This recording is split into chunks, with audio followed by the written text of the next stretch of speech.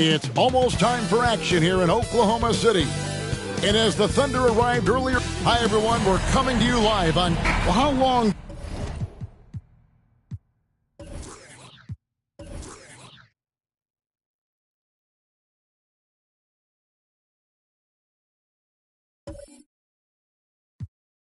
Is all of your off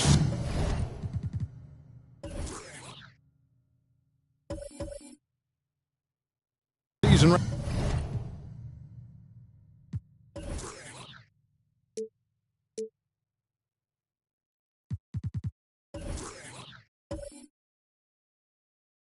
Usually last year at the start of the regular season. When do you start to really feel the games again? You know, the fatigue comes at you fast, Kevin. So that rested feeling only lasts about a couple weeks. Nothing wears you out like playing NBA ball. And the starting group for the Grizzlies. They've got James Wiseman. Kawhi Leonard is out there with Lauri Markkanen. Then it's Zach LaVine, and it's Smart in at the point guard position. Now LeBron, after Zach LaVine missed from long range. LeBron against Leonard, knocked away. Smith kicks to James. Smith sets the pick for James.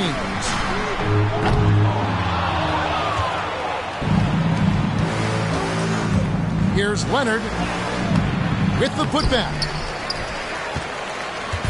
And here's James. He'll bring it up for Oklahoma City. About 1 minute into the first quarter. Unloads. Good on the jump shot. And the lack of effort to fight over the screen there makes that an easy shot. Yeah, as soon as these guys feel contact, they are just disappearing like they're not even there. You got to show some fire and keep defending. And so it's the Thunder getting on the board first. Now here's Wiseman. Back to Smart. Passes it to Wiseman. No good on the shot. Good work defensively by Capella. And in the first, a little over a minute and a half in. Bagley with a screen on Leonard.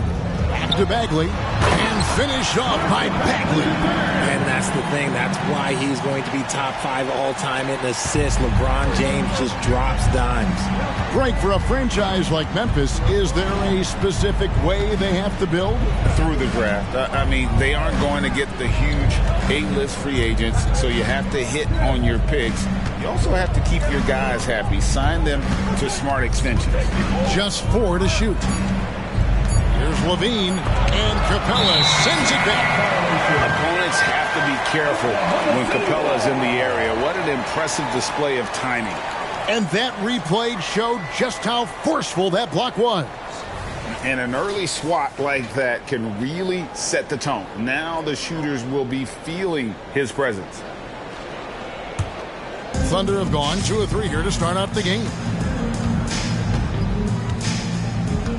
LeBron outside. Caldwell Pope with the screen on Leonard. That one doesn't drop. Yeah, but the hand in the face, it's critical that you contest his shots every time down the floor. And LaVine, here we go. Laid in with a nice touch off the glass. A ridiculous athlete. I love when LaVine puts it on the deck and goes through the lane like that. Outside, James. Off target from outside. No doubt he's struggling right now from the field. Let's see if he can get it going this quarter. Here we go, all alone. And he caps off the fast break with a monster slam. They're willing to work the ball to his open teammate, Smith Jr. This is what leaders do best. Smart with the ball. Now Smith defending. Leonard, no luck. Defense pulled out all the stops to shut him down there. Smart against Smith. Kicks it to Bagley. Back to Smith. Tries a 3. Kawhi Leonard comes up with the rebound and wrestling for it there, but no one has possession. We'll have a jump ball. That'll be a jump ball.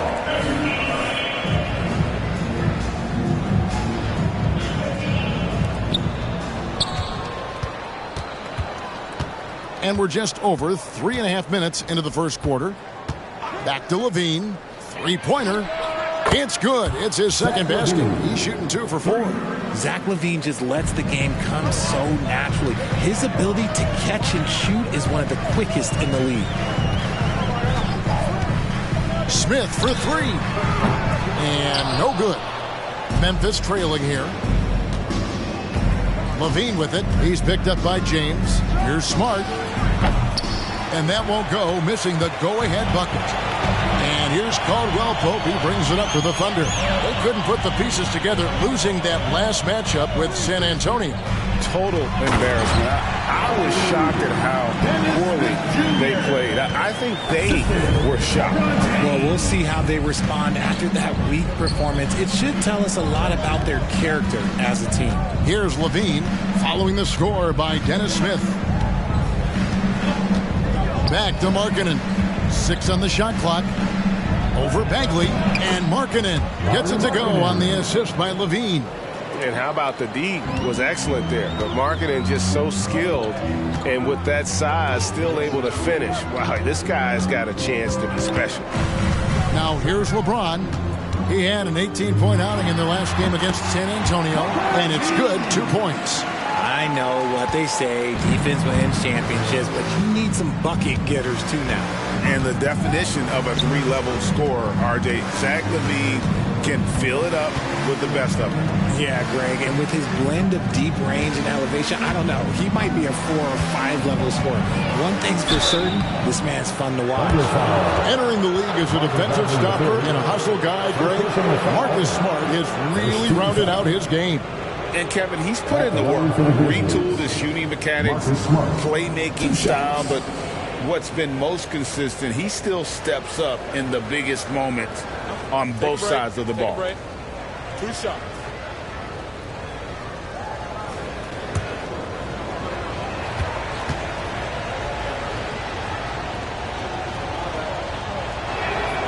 First free throw is good. Well, GA, he was the heart and soul of the Celtics.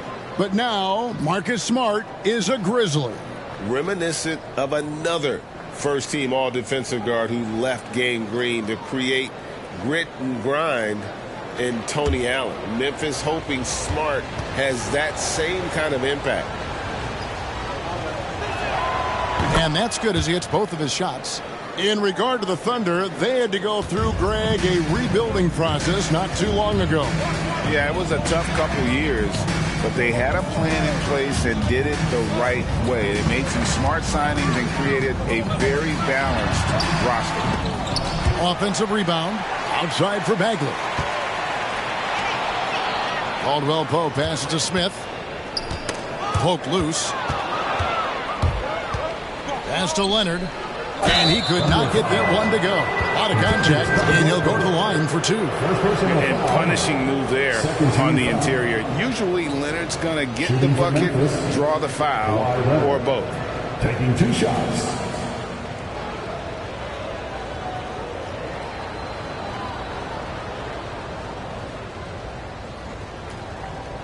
Take a break. Take a break. 2 shots.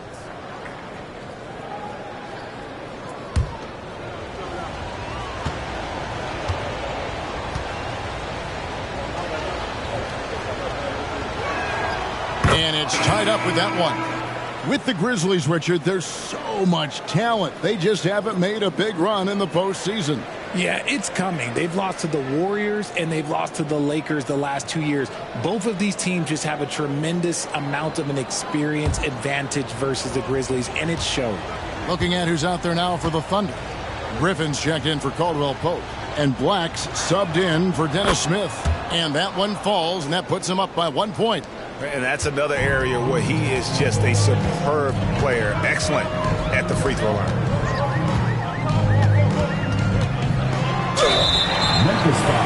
And now, courtesy of the 2K leaderboard, here are the teams that led the NBA in block shots last year. In third, the Grizzlies. It was an intimidating brand of defense they played. They sent the message that if you were going to get your points in the paint, you were going to have to work for them.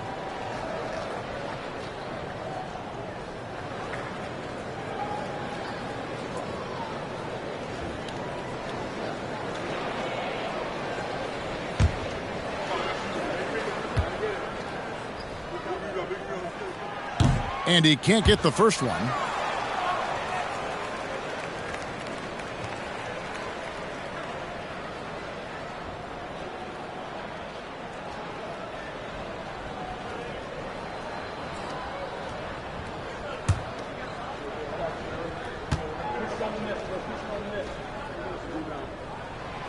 And he's good on the second. Porter with it. 2 minutes remaining in the first. 2 minutes. Outside Leonard. Three-pointer. And again, Memphis no good. This is hard to watch. You might want to put the kids to bed. This man still has not hit a shot this quarter. Black the pass to Bagley. 1:39 left to play in the first quarter. And it's going to be out of bounds. The Grizzlies will take it. Here's the moment now to see the numbers for Capella. Great showing for him last season. 5th in rebounding, and he's a shot blocker as well. Top 20 in that category last season. Great timing and challenges at the rim. And yeah, he's one of the most efficient scorers in the league for sure. Moves without the ball, avoids taking the bad shots. That's why he was top 5 in field goal percentage last year. Looking at who's out there now for the Grizzlies. Jock Landale's checked in for Wiseman. And Lauri Markkanen subbed in for Leonard. And again, Memphis no good. And close to making the defense pay for the lax coverage that time. Thomas kicks to Black.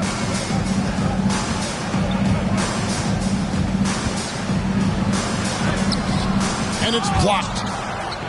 And here we go. Levine heading to the hoop.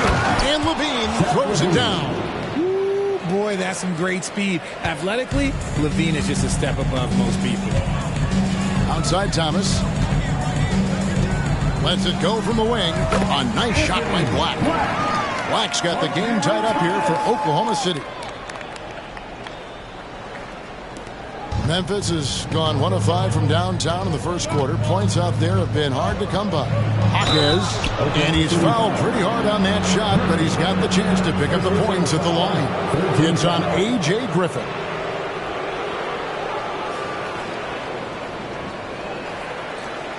The Grizzlies have been solid at the line so far. 4 for 4. Numbers last year for them, just about 73%, so the bottom third of the league. Shooting 2.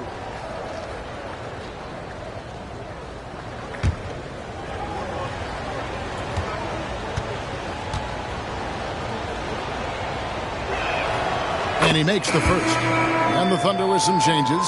Garuba, he's checked in for Capella. Tari Eason comes in for Marvin Bagley. And James subbed in for A.J. Griffin. Alexander Walker, he's checked in for the Grizzlies.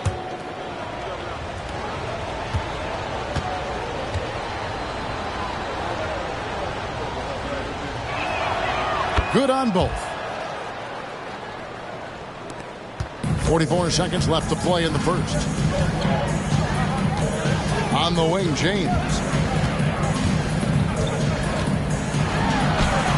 Banked in off the glass. James has got 6 points. Look, the moment he gets it anywhere near the hoop, look, it is over. Just too much strength, too much touch, either hand. Here's Jaquez. His last outing, he had 8 points.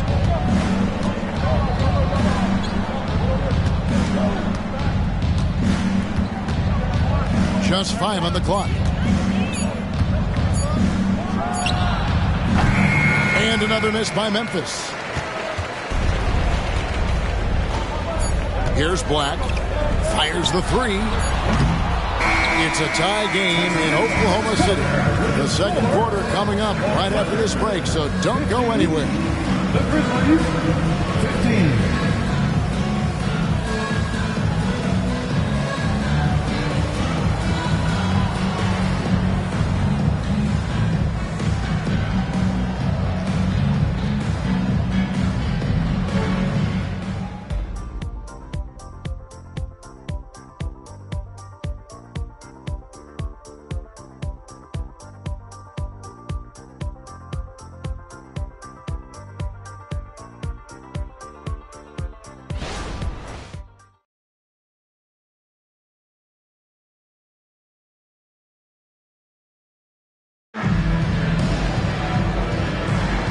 And it's been a pretty even game here after one quarter of play.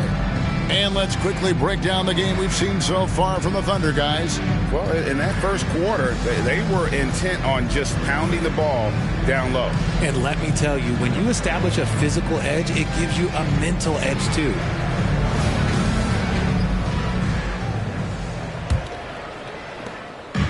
And so Thomas will bring it up for Oklahoma City. Taking a look at the Grizzlies. They've got Porter, and it's Jaquez in at the 3 slot. Thomas down low, out to the right wing. And there's another one for the Thunder. RJ, I've got a hypothetical for you. If we did a fantasy draft and you had the first overall pick, who would you take? I'm going to be honest. Right now, I'm going to have to probably say Jokic. Just because there's no defense that has been created that can stop his offensive game. So ultimately, it doesn't matter how good of a defender he is. But second, I'm still going with Bron. Jaquez with the bucket. And here is James. 6 points for him. And we've played through the first minute here in the second. The 2022-23 season, a remarkable year in the remarkable career of LeBron James. Yes, Kev, he became the all-time leading scorer. It was a moment in league history that we all got to share in, and I was in the building. Nothing speaks to the longevity of James's reign like that record. First free throw is good. And Richard, when you played with LeBron in 2017, did you think he'd still be elite all these years later? That man has had a 2-decade-long prime, Greg. I had no idea how much longer this guy's going to be able to do it. But with LeBron, it's just different. His longevity is special. What I appreciate about LeBron is how much he loves being a leader. He knows how much his teammates count on him. The pass to Markkanen. Here's Jaquez. The 3. Eason grabs the board.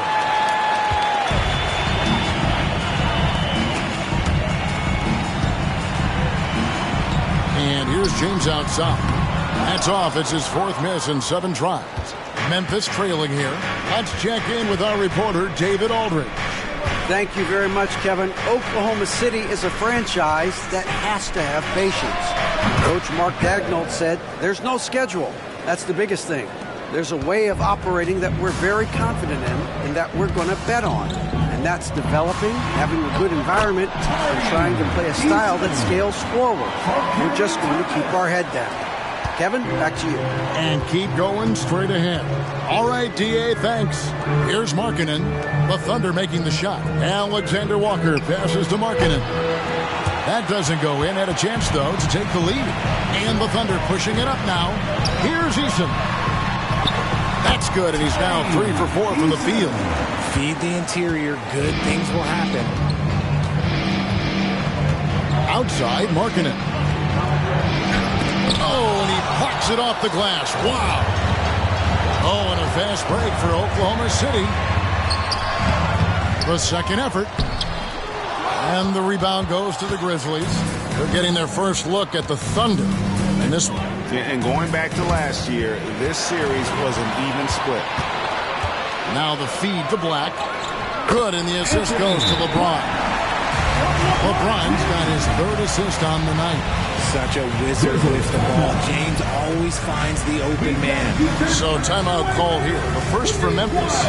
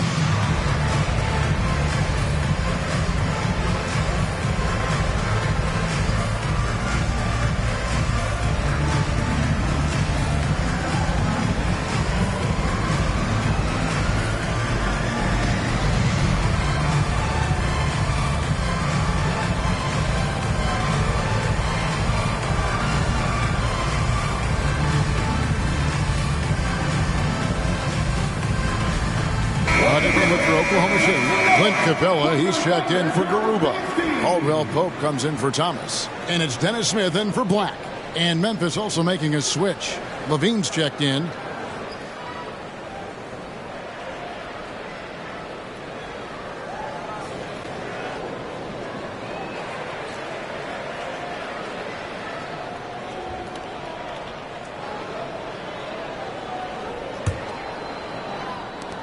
The Grizzlies trail by 6. And for those of you just joining us, we're in the second quarter with about 3 minutes gone by. 2 free throws coming up, and they call the shooting foul. You know, Greg, after a few seasons of development, Lauri Markkanen has really emerged. And he's such a unique player. It took him a while to kind of figure out how to maximize all of those talents and also minimize the weaknesses. But boy, has he arrived. 2 shots.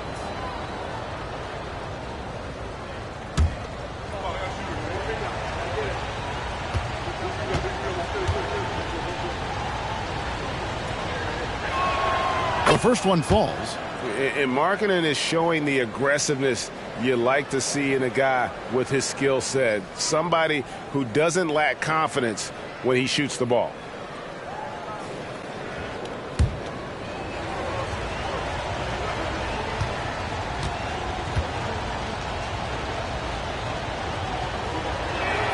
And Markkanen drops them both. Some big guys struggle at the line, not him. He's put in the work to defy that assumption. James outside.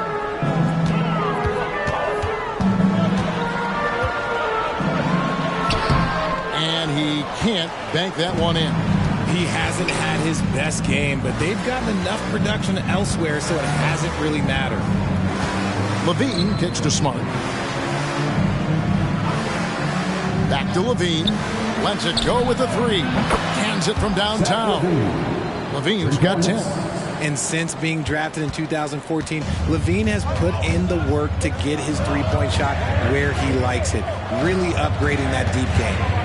Now here's LeBron. He's got 8 to the wing right side. Caldwell Pope outside. And the 3 off target. And here's Levine, who brings it up for the Grizzlies. They trail by 1.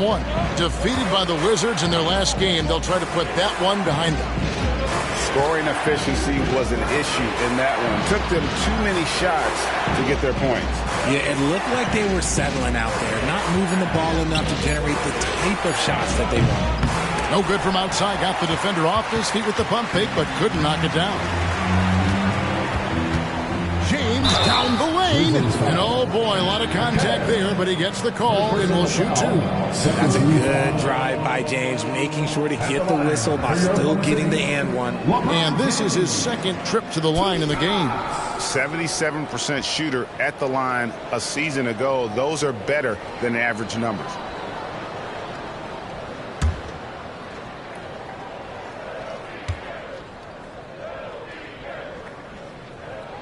First one falls for him. And didn't have a single free throw in that first quarter, but he started to play with a little bit more of an edge to his game here in the second. Bagley, he's checked in for Tari Eason.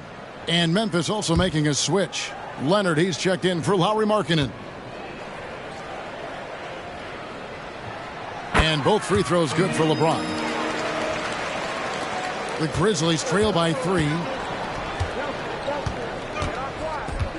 Now Leonard. He had a 12-point outing in their last game against Washington. Leonard sets a screen for Levine. That misses. Had a chance to tie it there. Oklahoma City's gone 0-2 from deep here in the second. Smith scanning the floor. Caldwell Pope outside.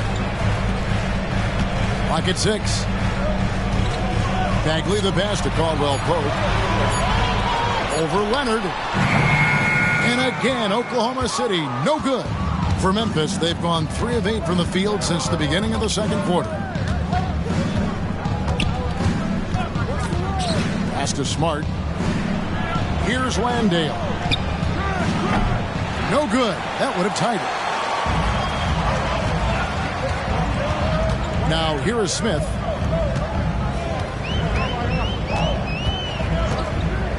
Trying his luck from deep. And again, no good by Oklahoma City. The Grizzlies trail by 3. Leonard kicks to Smart. Levine for 3. Doesn't go for it.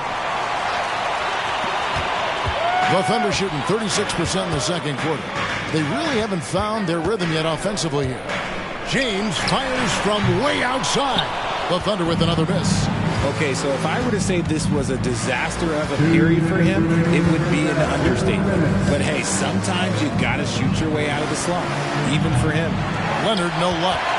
And that was a little bit of a range check for him. Yeah, he might have been feeling himself a little too much on that one. He can hit it, but not consistently. Now here's LeBron. 10 points for him. Caldwell Pope outside. From past the arc. Rebound collected by Levine. And the great shooters know when they've got enough opening to go for the 3. I didn't think it was a bad choice on that possession. Here's Smart. Can they get it? Bagley with the rebound. Yeah, and a dangerous trend here as they're starting to live and die with outside jump. LeBron kicks to Smith. Caldwell Pope outside. LeBron dishes to Caldwell Pope. Outside, Bagley. And that'll be 2 free throws coming up. Officials on the call with the foul. And that's the thing about Bagley. Big, athletic, versatile. Very hard to stop without fouling. This is his first free throw of the game. In last season, he made good on about 3 out of every 4 free throw attempts. And last time I checked, I think that's 75%.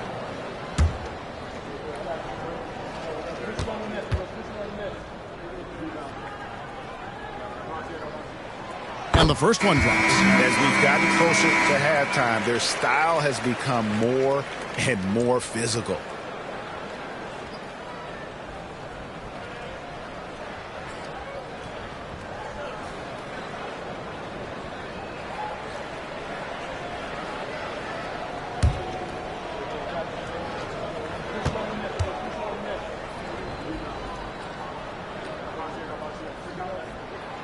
And he can't hit the second.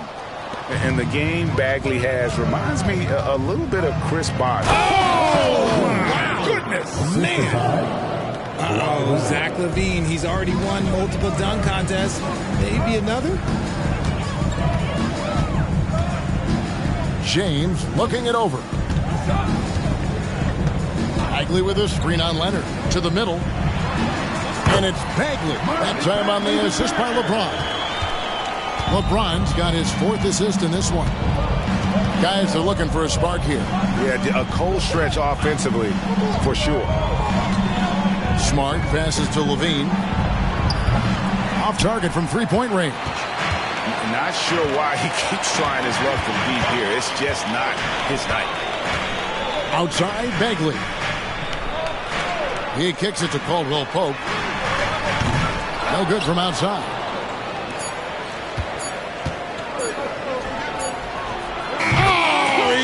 To go. Now that's how you end the quarter. OMG, that's how you silence a crowd. So that'll be it for the first half. Fairly even battle underway in this one. Thunder lead by 1. And now we'll send it over to David Aldridge, who is standing by courtside. David. Thanks, Kevin. Kawhi, you have grown so much offensively throughout your career. What's the focus of that end of the floor? Just knocking down open shots, my ball handling, making good decisions off the pick and roll, and just try to limit my turnovers. And you've done well so far, Kawhi. Thanks. Back to you, Kevin. Okay, David, much appreciated. And now time for halftime. So we'll be back in just a bit to get the third quarter underway.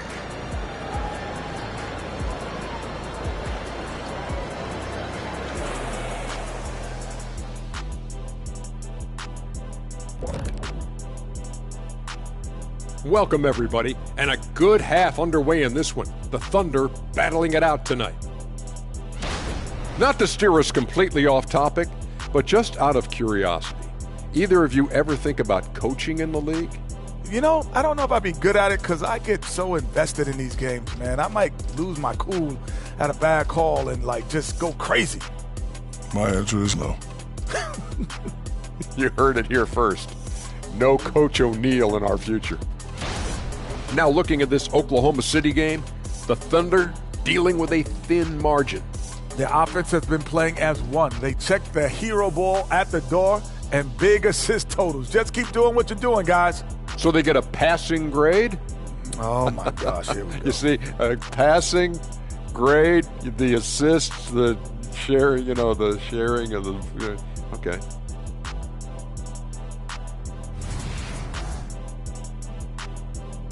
Thank you for being with us. Now let's send it to Kevin Harlan for the second half tip.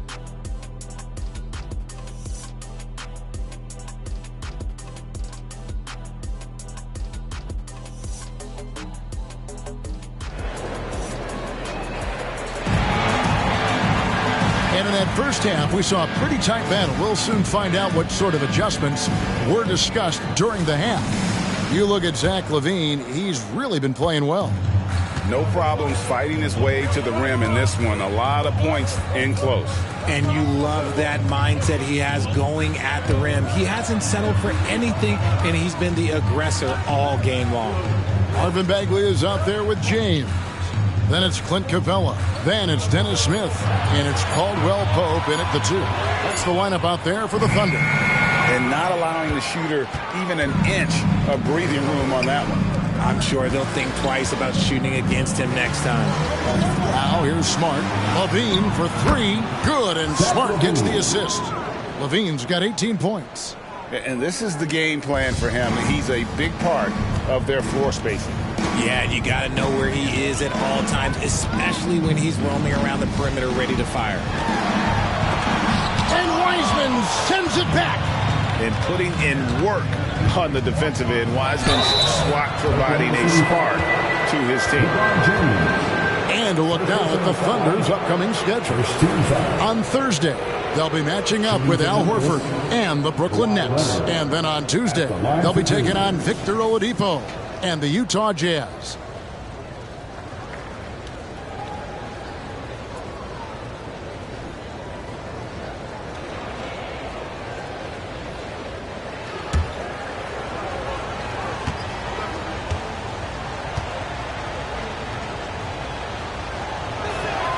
And the first one at the line is good. And so much of what this team does at both ends centers around Kawhi Leonard. He is the anchor.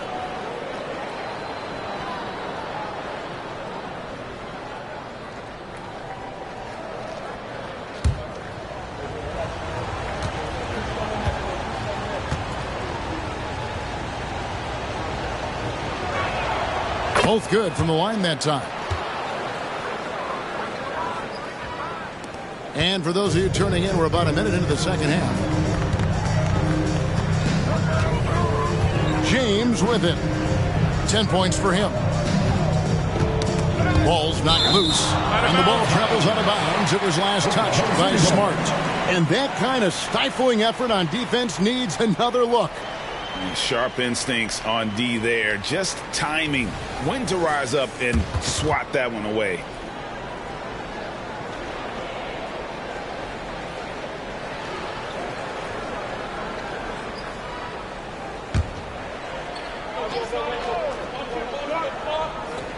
Here's Smith. Left side, Bagley. 5 on the clock. Shoots it up. That one's good, and the Grizzly lead is cut down to 2 on the bucket from Smith. Nice ball movement there. That's how you break down the defense.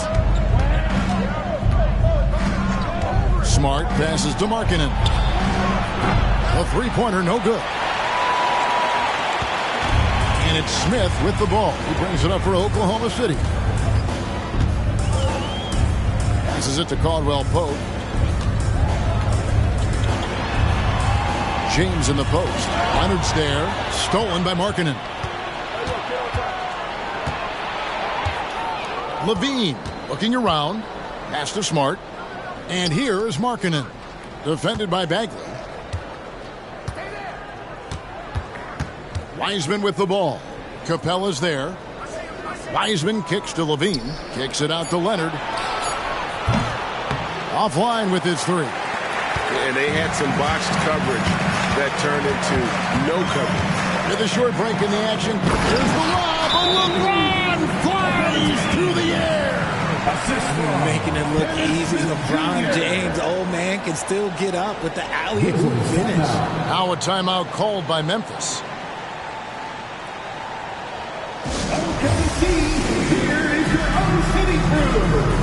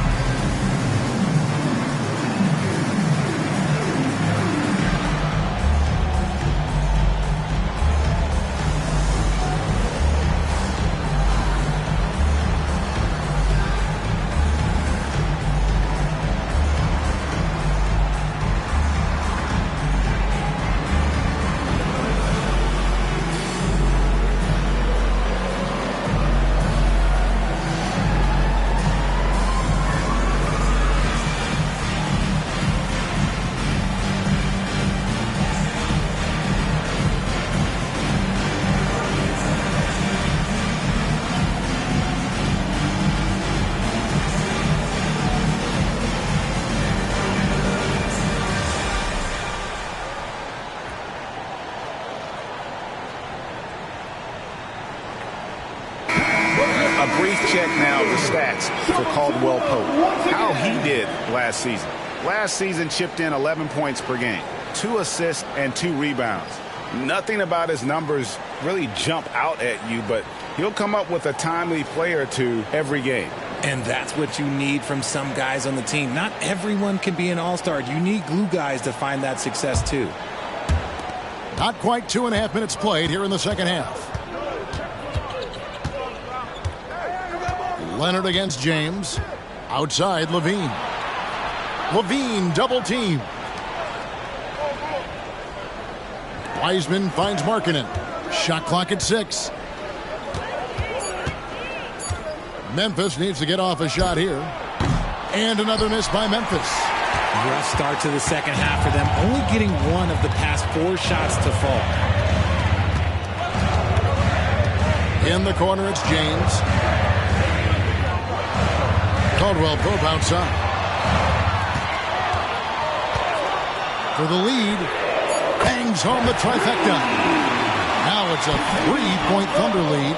And the three-pointer, a big part of KCP's game. About half his shots come from out there. Outside, Levine. Back to Leonard. Smart, wide open, he fires. That's good, and it's Leonard with the assist. Smart's got it all tied up now for the Grizzlies. The Thunder have gone 3 of 5 to start the second half, developing a nice rhythm out there. LeBron James on the wing. He's covered by Leonard. Nice shot by James. Oh, textbook pick and roll there. James doing a great job breaking down the defense. The pass to Levine. Smith against Smart. Takes it out to Leonard. And again, it's Memphis with the 3. You can't leave someone open when Smart is running his team because he will find that mistake. Smith the pass to James. Outside for Bagley. And again, Oklahoma City with the triple. Yeah, how about the percentage they're shooting from beyond the arc here in the second half? James against Leonard. Levine double team. And it's Leonard. That time on the assist by Levine. Leonard's got 2 now from beyond the arc in the third for Memphis. Pass to LeBron. Outside for Bagley. Here's the 3. It's rebounded by Memphis. Here's Leonard. 10 points for him. Bean passes to Markkanen. And again, it's the Grizzlies from deep. As strong as they looked in that first half, their defense hasn't been the same here in the second. They just look slow, not very sharp. Timeout is called. First of the game for the Thunder.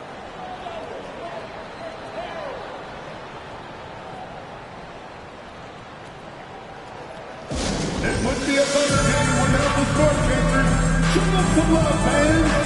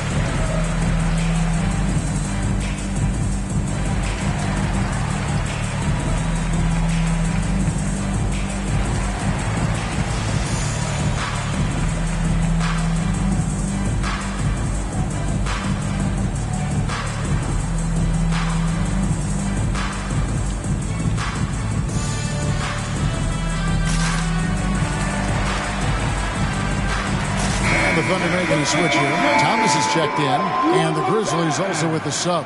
Porter's checked in.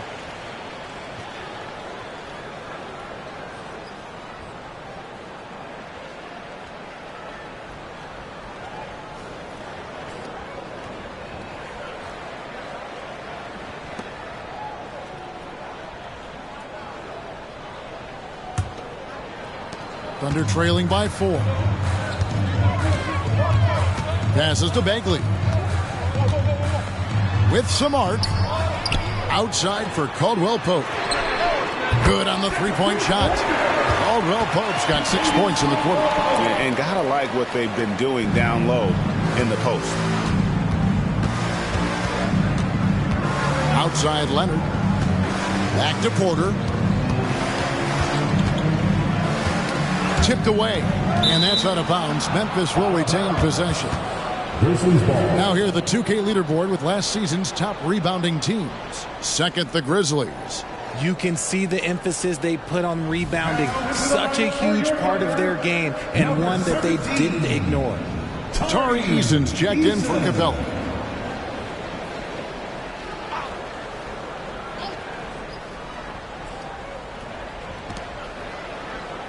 Levine finds Markkanen. Now here's Porter. 6 on the shot clock. Here's Wiseman. Good, and a nice assist from Porter. And just wait until Wiseman has time to develop his moves, which are still somewhat raw at this stage. Inside, Bagley. And finished off by Bagley. And when he's on the floor, offensive rebounding is always going to be a strength for them. Greg, he keeps so many possessions alive, doesn't he? Yeah, you can feel Coach smiling on the sidelines with every offensive board. Porter, no luck. The Thunder have gone 7 of 12 from the floor since coming out of the break. And here's Smith. Outside, Bagley. Dishes to Thomas. 1:22 left to play in the third. Misses from close range. The Grizzlies have gone 6 of 10 from the field in the third quarter. Leonard with the ball. Now guarded by Caldwell Pope. Leonard kicks to Levine. Some nice passing there by Memphis. And it's Wiseman that time on the assist from Porter. And the Grizzlies lead by 3. And they shot just over 30% in that first half. Not what they were looking for, obviously, but they're getting much better looks here since halftime and have brought that percentage up. Now here's Thomas. He has yet to score. And Zach LaVine gets the whistle that time. That's his first foul. A different look for Oklahoma City. Griffin's checked in for Kentavious Caldwell Pope. And Black's subbed in for Dennis Smith.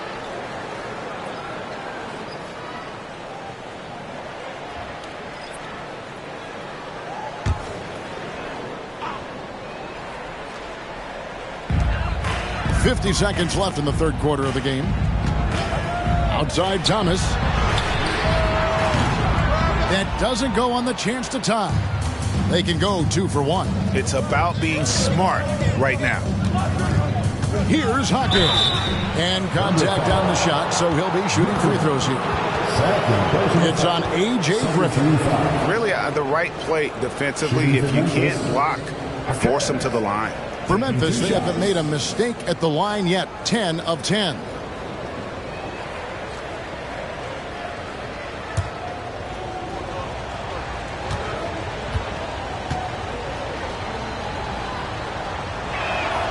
And he makes the first. Garuba, he's checked in for the Thunder. James comes in for A.J. Griffin.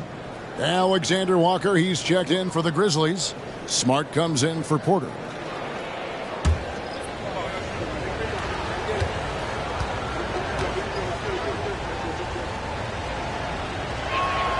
And so he hits both.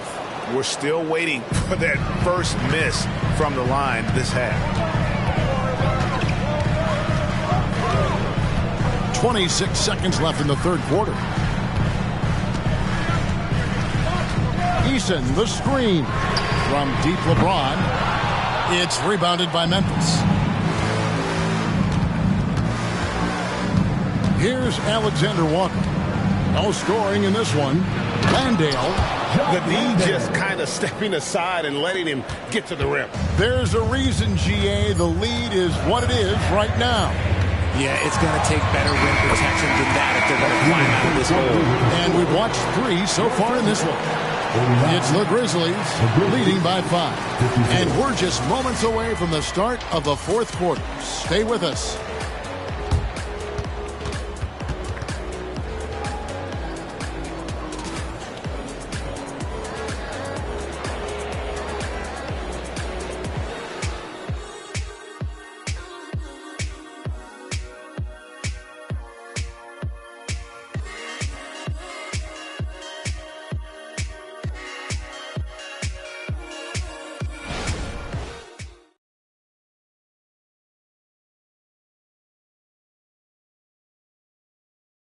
Here now a chance to show you our assist of the game, and it's presented as always by State Farm. And the definition of teamwork right there, guys. I mean, what great communication between them, and what a beautiful feed. Serving it up on a platter, that is a beautiful dish. And 2 teammates on the same page. And I know I speak for all of us when I say I can't wait to see what kind of finish awaits us here in the fourth quarter. So the Grizzlies 5 right now. We've got Isaiah Stewart. Marcus Smart is out there with Levine. And it's Landale in at the center position. Clock at 6. Smart misses. And they're up right now, but it hasn't been because of him. He's really struggled on offense. Here's LeBron. Levine with the rebound. Levine's got his 4th rebound with that last one here tonight. Oh, he's going up for the alley-oop here. And stolen by James.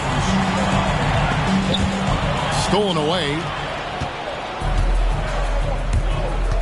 Outside, Levine. Gets it to go from beyond the arc. Levine's got the lead up to 8 now for the Grizzlies. Outside, Thomas. A little over a minute of the fourth quarter gone right now.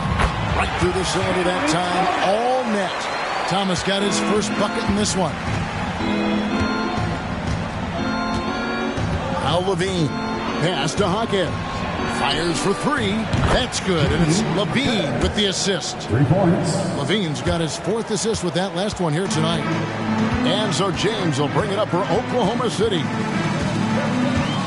The pass to Garuba. LeBron outside.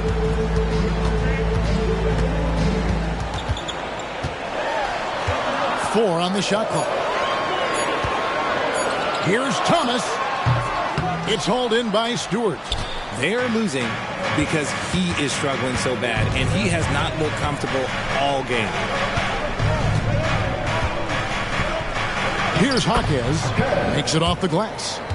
And now it's an 11-point Grizzly lead Unwilling to let up even for a moment. That's his killer instinct, just fanning the flames. Always plays hard until the final whistle, no matter what the situation is. LeBron against Smart. Outside for Thomas. From deep. That doesn't go either for Thomas. Memphis leading by 11. Jaquez the pass to Levine. And Levine with the slam. I'm going to tell you this. Defensively, you cannot let a streak shooter get a groove. And right now, Zach LaVine, he is on fire. Pass to James. Thomas sets a screen for James. Looking to end the run. And he hits the jump shot. Maybe they've been going to him a little too much. Now, he's having a great game, but his team is losing, and that is all that matters. Out left to the wing. Here's Landale. And he dunks it down.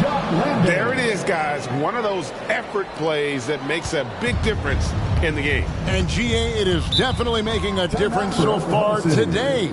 Offensive rebounding is about hustle and determination. Huge putback, making a statement there. Now a timeout called by Oklahoma City.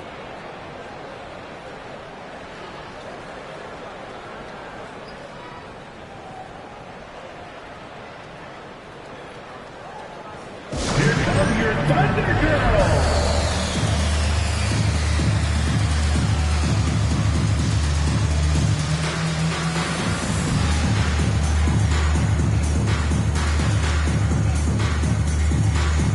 And a new group in here for the Thunder. Clint Capella, he's checked in for Garuba.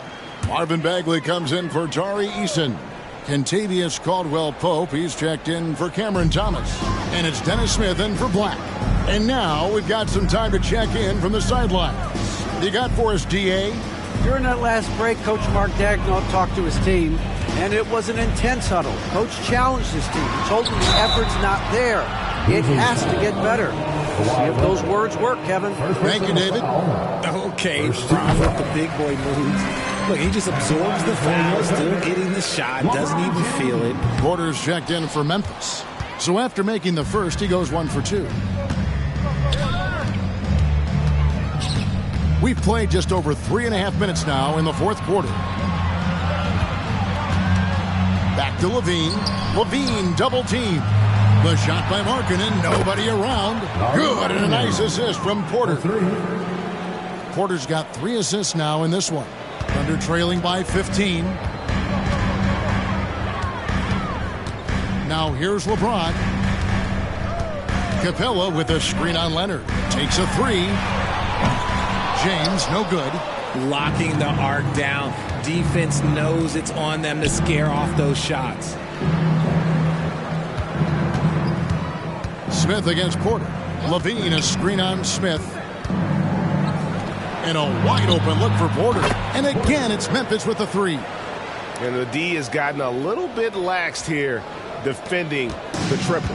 Oklahoma City's gotten off to an 0 for 2 start from downtown here in the fourth quarter. Caldwell-Pope outside. LeBron against Leonard. James, no good. And the Grizzlies leading by 18.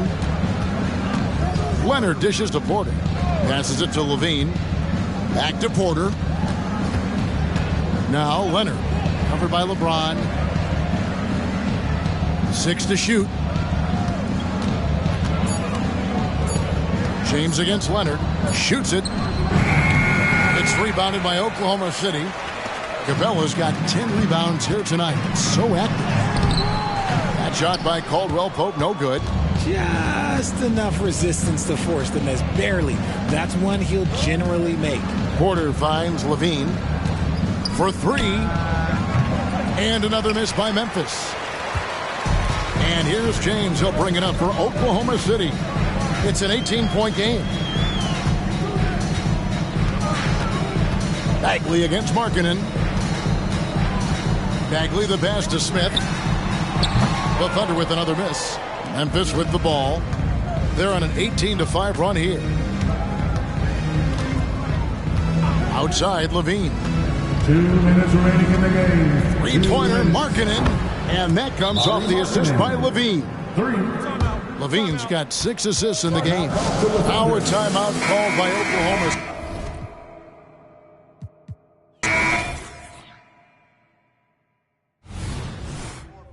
Box out, box out. Smart. Give me that. Foul.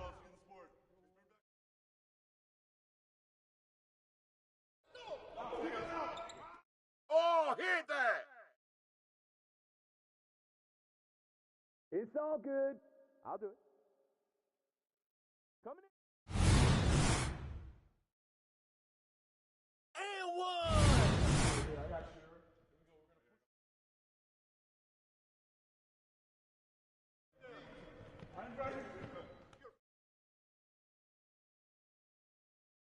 Yeah, fire it up.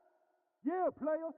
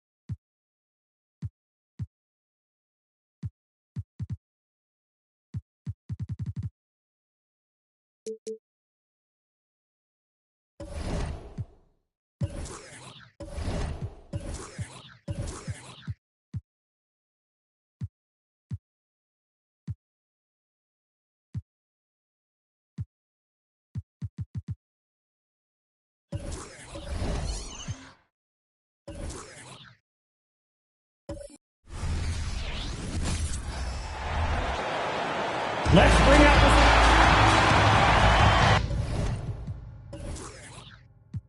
the... Out of the gates, some guys tend to start strong, Grant. Others take a little time to warm up.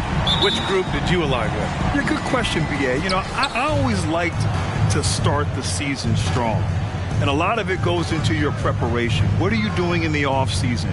Are you ready when we get into training camp, the preseason? You know, all of that building to opening night and really establishing yourself within the team and also throughout the league right from the gates. Now Denver's starting 5. They've got Rui Hachimura.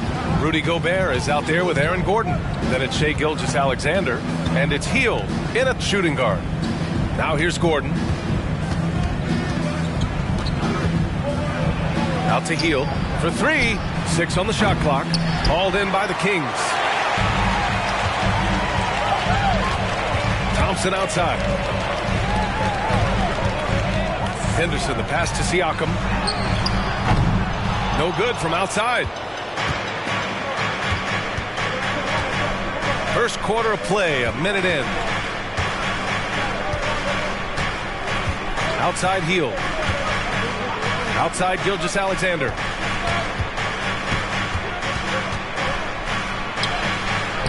And a missed layup.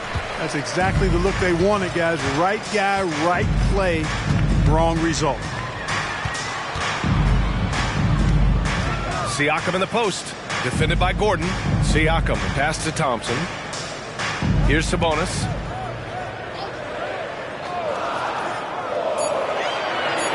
Late clock here. The Kings need to get one up. Siakam missing again. And he probably thought he was going to bury that one. And when you watch this Nuggets team, Clark, their chemistry on the court is obvious. Yeah, B.A., the pieces just fit, and fit quite nicely. Give a lot of credit to the front office, doing a good job drafting, and then finding the right veterans to complement who they already had. And it's the Kings with the ball. The Nuggets getting their last shot to go. Henderson, the pass to Siakam. Kept alive. They shoot again. And he lays it up and in. Now, what's the saying? Don't box out. You get your feelings hurt. First quarter of ball. Almost 2.5 minutes in. Outside heel. Let's go with a three. Knocks it down from distance. Almost looks effortless, but Hield has worked hard to build those efficient mechanics. Henderson, the pass to Siakam. And it's Siakam again missing. Boy, just cannot buy a bucket, guys. I'll tell you what, that's a painful quarter for him, and it's painful for me to watch, too. Gilgeous-Alexander against Henderson. Here's Gobert. And that comes off the assist by Gilgeous-Alexander. Gilgeous-Alexander's got 3 assists now in this one. Siakam outside. Pass to Thompson. Lets it go. And it's Denver with a rebound. That's the shot they wanted. It just didn't fall. You know what? That's a confidence shaker for him, though. I mean, that's a shot he expects to make every time. Now here's Gilgeous-Alexander. Coming off a terrific game against Minnesota. And here's Hachimura. Ooh, and he took a hard foul on the shot. So he'll head to the line to shoot a pair. Well, Brent, for Sacramento, 2023 was a year to celebrate. Their first playoff appearance in 16 years. And they did it with a high-octane attack. Their offensive rating that season was historic. And it was just what the Kings needed to return to contention. Shooting 2.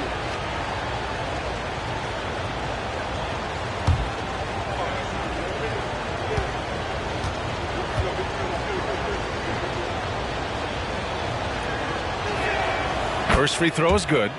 Well, Mike Brown is known as a great defensive coach, but he led the Kings to an all-time great offensive season in 2023. Yeah, and they actually ranked towards the bottom of the league defensively. So for them going forward, we'll see if Brown's expertise can bolster the Kings' defense. That one misses. And what separates the Nuggets on offense is their efficiency, Clark. You're right on it, B.A. You rarely see them take bad shots. I mean, they are a well-oiled offensive machine. Adamant about getting quality shots on a consistent basis. Yeah, you see the vision from Henderson. Just a terrific facilitator. And so it's Gilgeous-Alexander with it. He brings it up for the Denver Nuggets.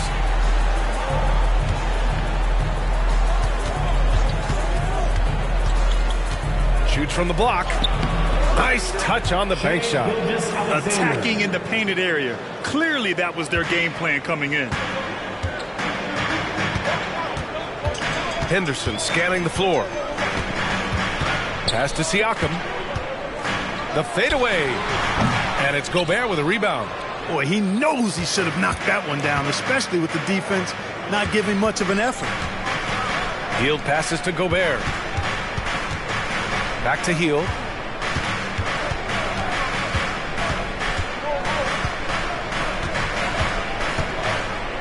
Now here's Gilgeous-Alexander. And the bucket is good. Gilgeous-Alexander's got his second basket on the night. And Hield's playmaking continues to improve. Solid pass right there to the open teammate. Gilgeous-Alexander against Henderson. To the left wing. And stolen by Gobert. Here's Gilgeous-Alexander. And it's blocked. Yeah, boy, Henderson has a flair for the dramatic. What a block. Siakam outside. And it's Gobert with a rebound. Boy, patrolling the paint well, protecting the rim. That's exactly the kind of defensive effort you need against him. Sacramento has gone 1 for 5 from three-point range. A cold start. Henderson, the pass to Siakam. Lets the three fly. Sacramento again missing. And he's having an ugly quarter from the field and seems really frustrated.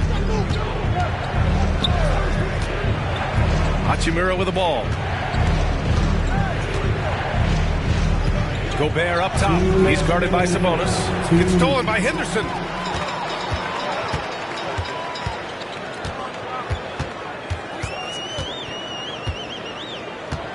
Siakam outside. They still need this. Siakam missing again. You hate to pile on, but his poor shooting night has really hurt the team. Gilgeous-Alexander passes to Gordon. Hachimura with a screen on Siakam. Now Gobert. He's guarded by Sabonis. Pass to Hachimura. Shot clock at 6. From deep, Gilgeous-Alexander. Rebound by the Kings. 1:21 left to play in the first quarter. Henderson against Hield.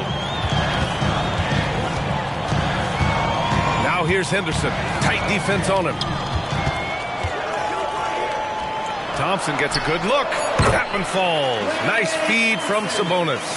Nice feed. Just like his dad, Sabonis is an excellent passing big man. The passing gene was passed on. Time called here. The Nuggets decide to talk it over.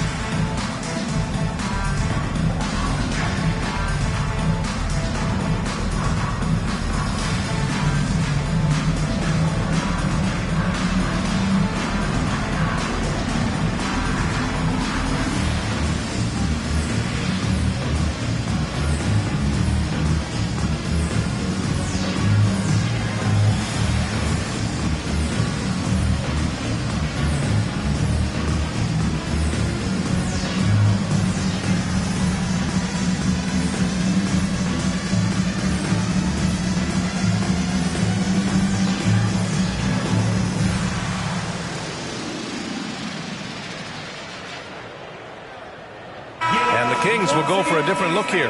Walker, he's checked in for Siakam. Walker comes in for Avdia. Strus, he's checked in for Klay Thompson. And it's Morris in for Henderson. And a new group getting ready for the Nuggets. Williams is checked in for Gobert. Washington comes in for Gordon. Barnes, he's checked in for Hachimura. And it's Noel in for Hield.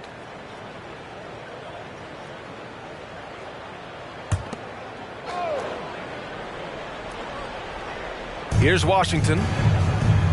Gilgeous-Alexander on the wing. Lays it up and banks it in. Gilgeous-Alexander's got his third bucket of the night. Boy, an excellent passer for a big man. P.J. Washington's floor awareness, impressive. They're searching for a way to score. Yeah, buckets have been very tough to come by. Walker passes to Sabonis. That one no good. Some solid defense from Williams. And Gilgeous-Alexander's got the ball here for the Nuggets. Leading by 5. Washington, a screen on Walker. Here's Gilgeous-Alexander. The 3 from Washington. And that comes off the assist by Gilgeous-Alexander. Gilgeous-Alexander's got his 4th assist in this one. And it's Morris penetrating. And that's good. His first bucket of the game. Denver has gone 2 for 4 from range to start things off. Pass to Washington. Outside Barnes. Now Gilgeous-Alexander.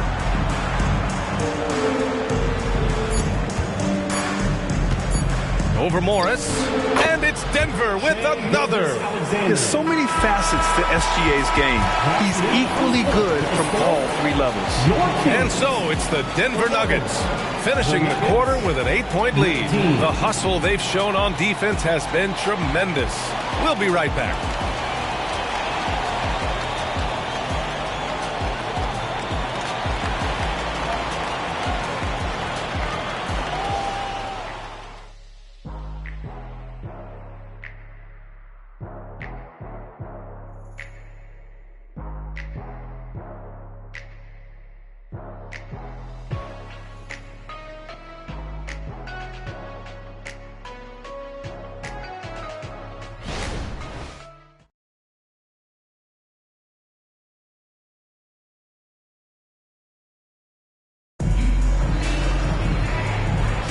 Hope you've enjoyed the broadcast so far. Halfway through the first half in this one.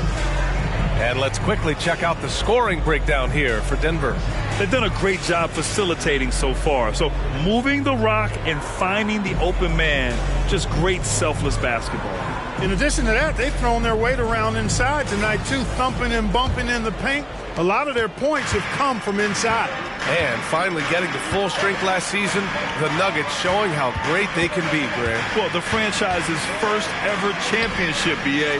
When you look at all their top players just entering their primes, plenty of runway left ahead of them. Max Strus is out there with Monte Morris. Then there's Walker, and it's Sabonis in at the 5. So that's the 5 in the game for Sacramento. And keeping us updated from the sideline, Allie LaForce. Brian, Scoot Henderson left high school early to pursue his basketball dreams. He missed out on a few things along the way, but he said, I feel I moved past all that, honestly. I have one goal. Everything else can wait. People that are going to prom, they're going to be there. The toughest part is just staying my age, but also being older than I am. Brian? Allie, you look at him, mature beyond his years. Thank you. Excellent pick and roll action at times. Sabonis has great hands, rolls out of the screen effectively and hard, attacks the defense as the roll man. Gilgeous-Alexander's shot is good. Shut out from beyond the arc in the first quarter. He's now got 2 for the game. Morris with it. Now Gilgeous-Alexander defending. Sabonis looking over the floor. The kick out to Morris. Clock at 6. Here's Walker. Washington grabs the miss. He just couldn't finish the job that time. And too bad, because it was a nice look. Here's Noel. Three-pointer off the mark. For Sacramento, they've gone just 1 of 3 to begin the second quarter. Morris against Gilgeous-Alexander. Back to Walker. Puts up a 3. Hits a three-pointer. Walker's got himself on the board with a 3 there. Ball distribution was there. I mean, outstanding work all the way around. Now here's Noel. No made baskets yet. Gilgeous-Alexander from outside. SGA from distance. Man, they're having a hard time defending the triple. That's 3 in a row. I think they're playing too soft on the perimeter. They can't stay so soft. They've got to get up into the shooters here. Timeout called, Sacramento. And now that they have some time to get a little bit of rest, it's time for these players to regroup while hydrating themselves with some Gatorade, looking to gain a boost of energy as they continue to play in this game. And staying hydrated is the only surefire way to do it. An athlete's body doesn't have the same power and stamina without proper hydration. These guys will be sure to use this timeout wisely.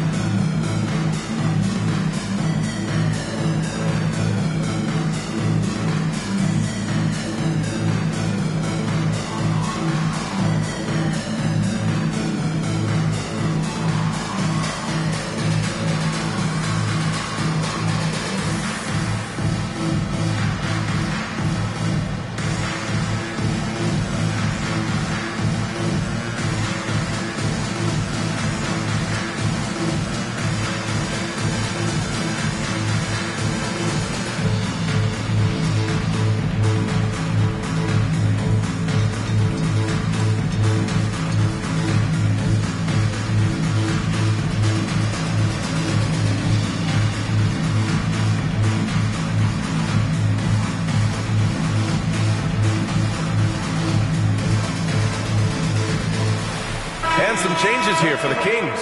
Avdia, he's checked in for Walker, and it's Henderson in for Morris. Hachimura's checked in for the Nuggets. Hield comes in for Noel.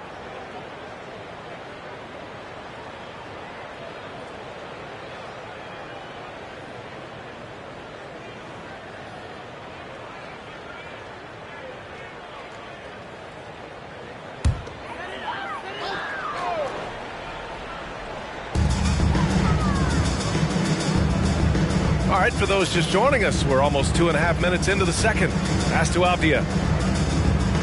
Here's Henderson from downtown. Barnes with the rebound.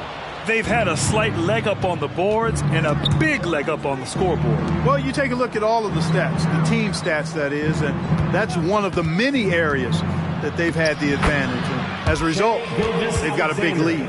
We always see trends come and go in the NBA, Grant. It seems like in the current era, the pick and roll is the go-to offensive set. Oh, no question, B.A. To be competitive these days, you have to be able to run the pick and roll very, very well.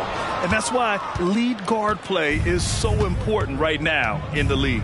Barnes passes to Gilgeous-Alexander. There's a screen. Henderson against Hachimura. 5 to shoot. Williams passes to Barnes. And another 3 for Denver. Boy, you got to respect the long-range accuracy of Barnes now. When he gets a little daylight, he's dangerous from the perimeter. Sabonis outside. Up top, Walker. From deep, Strus. Always a nice way to start. Makes his first one. That's how you up the ante. Come right back at him. A little back and forth from long range. I love it. That's a terrific answer there. Now here's Hield. Gilgeous-Alexander from outside. And the Nuggets hit again from deep.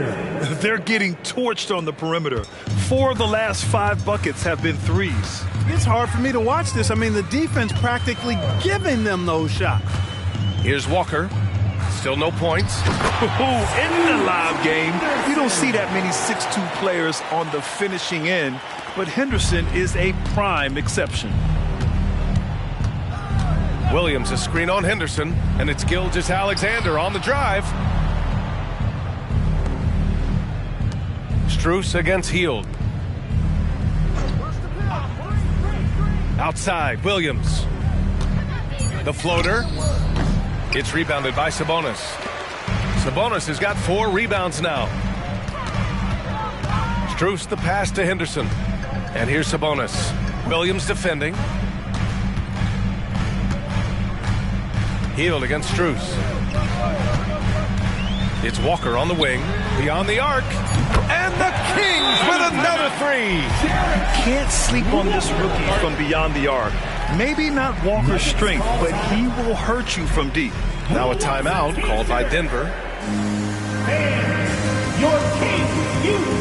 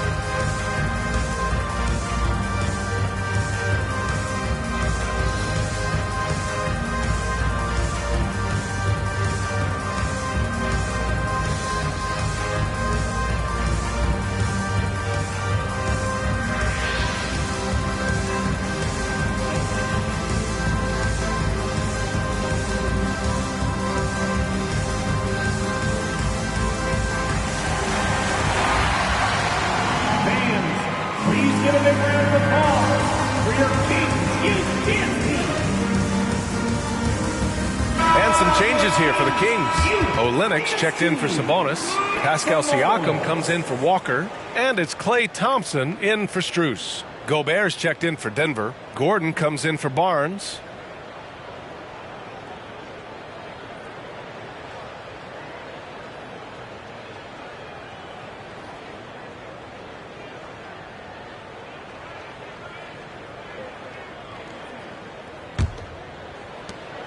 for Denver. They've gotten an impressive 6 of 8 shots to fall in the second. Now Hield.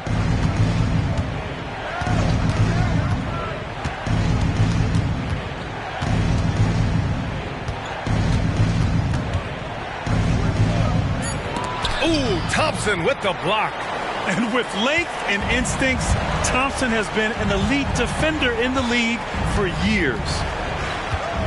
Siakam, the pass to Avdia. And it's Kelly Olynyk with the foul. That's his first foul. First personal foul.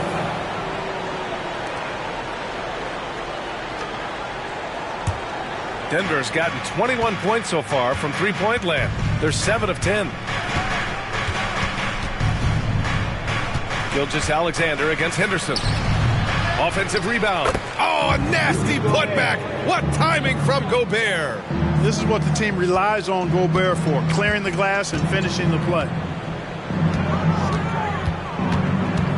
Gilgeous-Alexander against Henderson. Pass to Siakam. 2 minutes remaining in the first half. Back to Henderson from the top of the key. And again, it's Sacramento converting. It was a rough start for them scoring the ball, but they look like now they're really finding their rhythm and flow. Yeah, it looks like they've gained a little bit of confidence as the lid has come off the hoop. Now here's Gilgeous-Alexander. He's got 22, and it's Hield missing. And I'm surprised that didn't go down. I mean, I'm sure he is too. Back to Siakam. The three. Another three for Sacramento. The more Siakam uses a three-point shot, the more it helps his game. It makes him the all-around player he needs to be. Here's Gilgeous-Alexander. SGA showing off the athleticism there. Now that's how you use the screen right there. And it leads to a thunderous finish. That was nice. And, you know, not enough help from the defense there to compensate. He gets a clean look, and that's exactly how you draw it up. He's been just a little off the mark tonight. Really the story of the game so far. And Gordon with the big finish. And Gordon taking advantage of the fact that when he gets up in the air like that, nobody's interested in getting in his way. Siakam with a screen on Gilgeous-Alexander. Siakam looking it over. 6 to shoot. Out to Thompson. 4-3. Denver grabs the miss. Hachimura's got 4 rebounds now. Pass to Gilgeous-Alexander. To the middle. Gobert. Misses in close. And it's Henderson with the ball for the Kings. Trailing by 13. Following this one, they get to host the Bulls. And that's the 3rd game out of 4 at home for them. Siakam outside. Lets it go from deep. Sends it home from three-point land. Siakam's got 6 in the quarter. And just so accurate off the pass. I mean, I love whenever Siakam decides to go right up with it like that. What a performance for Shai Gilgeous-Alexander. He has been the story for the Nuggets. Torching the Nets. Hitting 4 from distance that quarter. All right, now let's check in with Allie LaForce. Allie, what do you have? Thanks very much. I'm here with Mike Malone, and Coach, evaluate this team's execution offensively for me. Well, I think we're at our best when we can get out and run, but also play downhill. It's a simple game for us. When we defend, that gets us out to run. Now we can play downhill, attack, and share the ball. That's when we're at our best. Keep it simple. Thanks, Coach. Okay, Allie, appreciate it. And, folks, we'll be back after halftime to begin the 3rd quarter.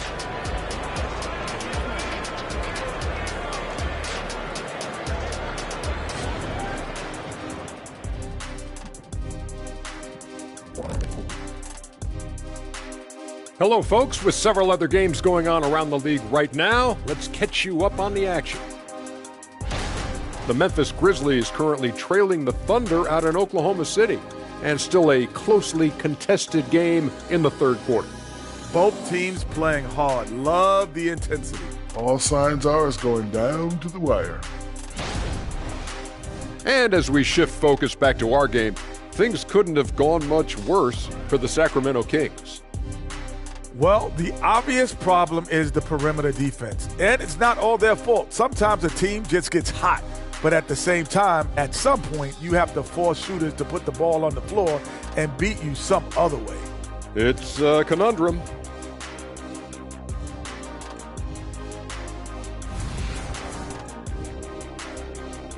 Thanks for tuning in. Now it's time to head back over to Brian Anderson for the start of the third quarter.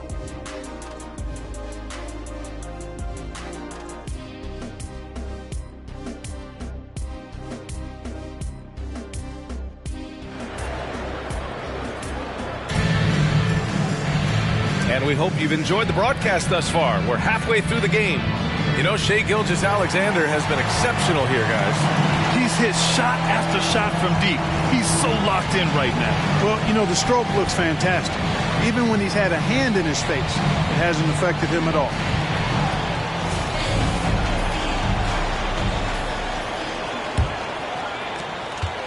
Well, the Kings shooting at 45% of the game so far.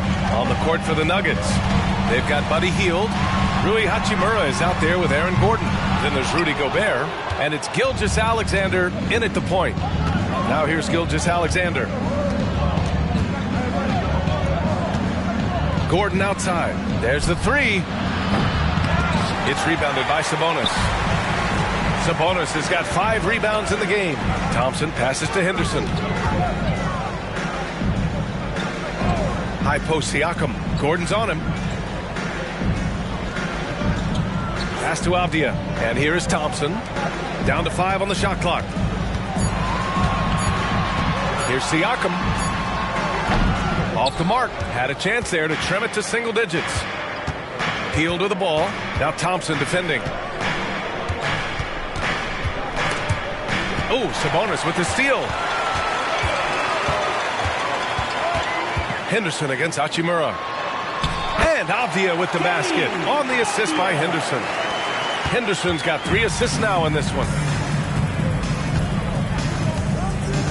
Henderson against Gilgeous-Alexander. It's not going to go for him. Sabonis with some nice D. And in most other draft classes, Scoot Henderson could have been a top pick. Yeah, he has the talent and skill you want in a #1 overall pick.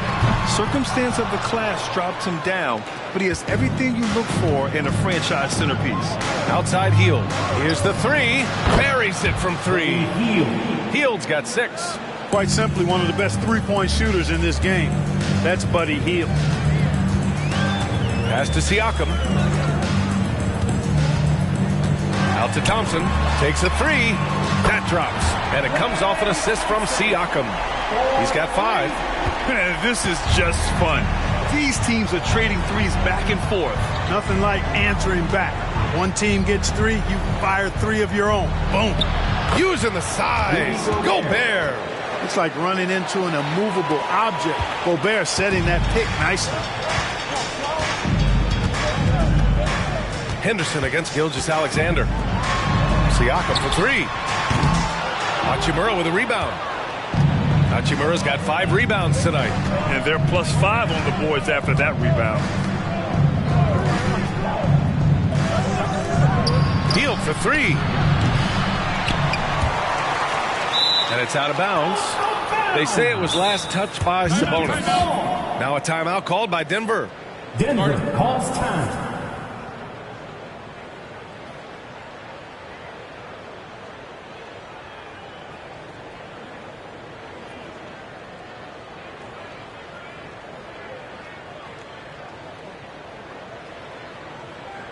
Let's go, everybody.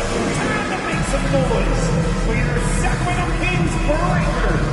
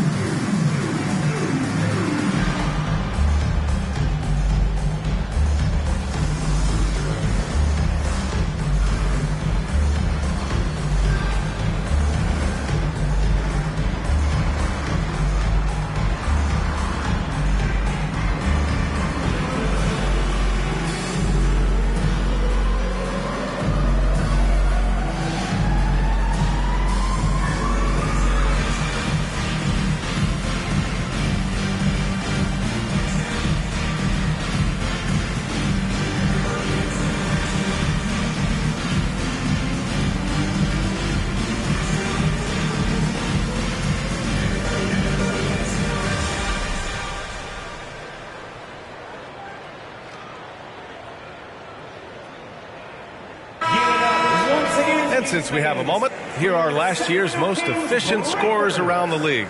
In the third spot, Rudy Gobert. So consistent from the floor. He shot it at a great clip last season.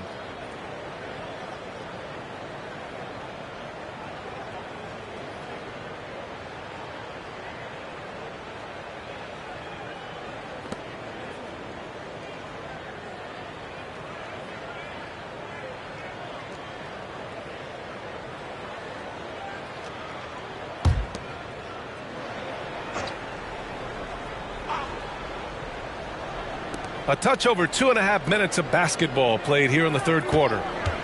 Gordon, the pass to Gobert. Oh, the tower with the power move. Adding new elements to his game. When Gordon is passing it like this, he's hard to guard. Henderson finds Siakam. Up and over Gordon. And there's Siakam. That one's good. On the assist by Henderson. Siakam's got 13. One of the things you've got to admire and respect about him is his aggressiveness at the offensive end, always in attack mode.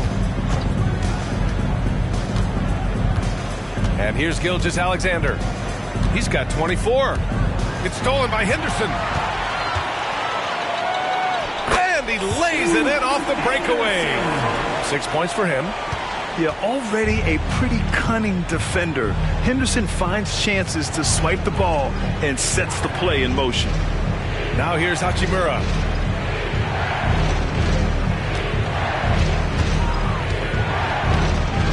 Shot, left block. Left side, Gilgeous-Alexander. Gordon outside. Back to Gilgeous-Alexander. Goes back up. And so he draws the foul, headed to the line to shoot a pair. First personal foul. When you're as good a passer and scorer as SGA, you'll get defenders to bite like that. Gilgeous-Alexander, 2 shots.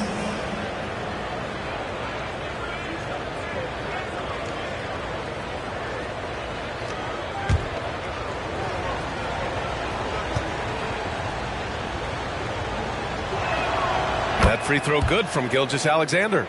Yeah, what's special about Gilgeous-Alexander is how shifty he is, which also makes it so tough on defenses.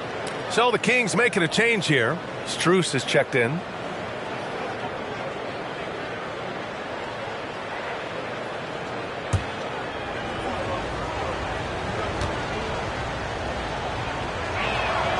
And so he hits both. He's making the most of every trip to the line, providing for his team. Gilgeous-Alexander against Henderson.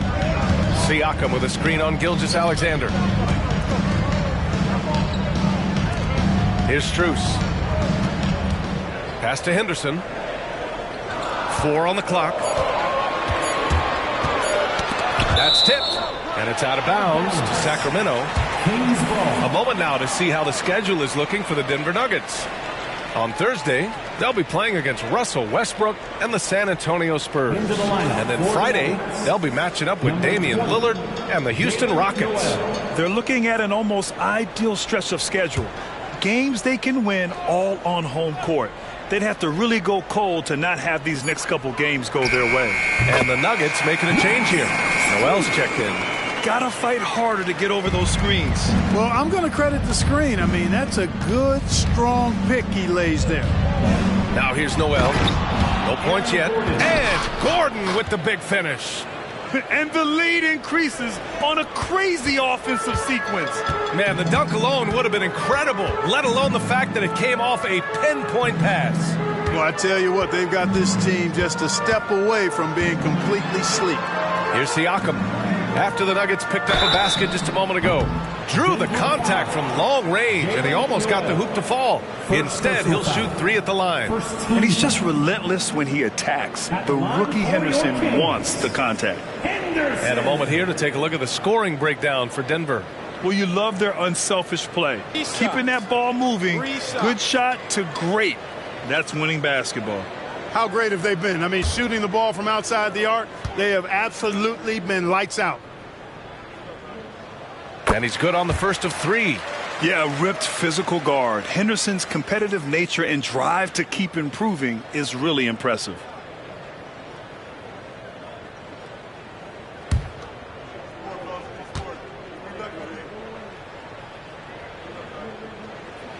And he sinks the second.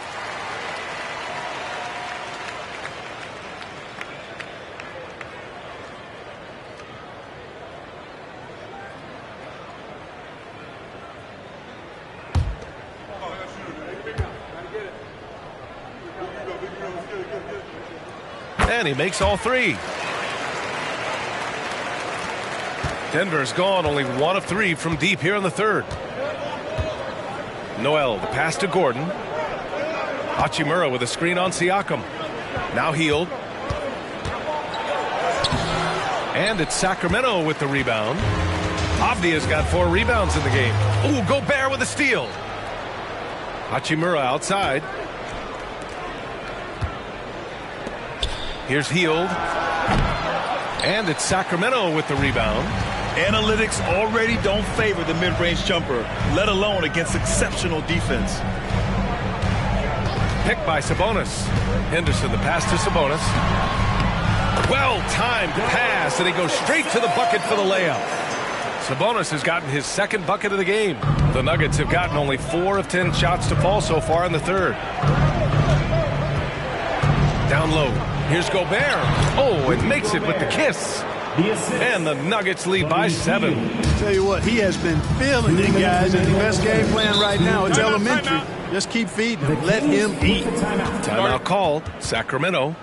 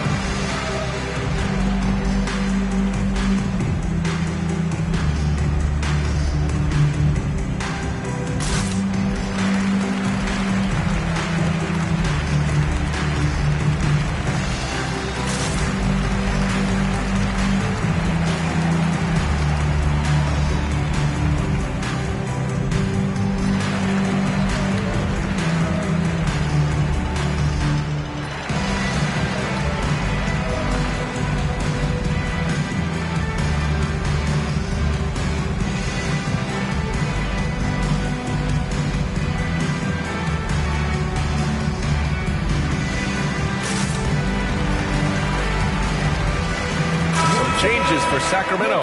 Olynyk checked in for Sabonis. Walker comes in for Avdia. And it's Morris in for Henderson. And the Nuggets making a change here.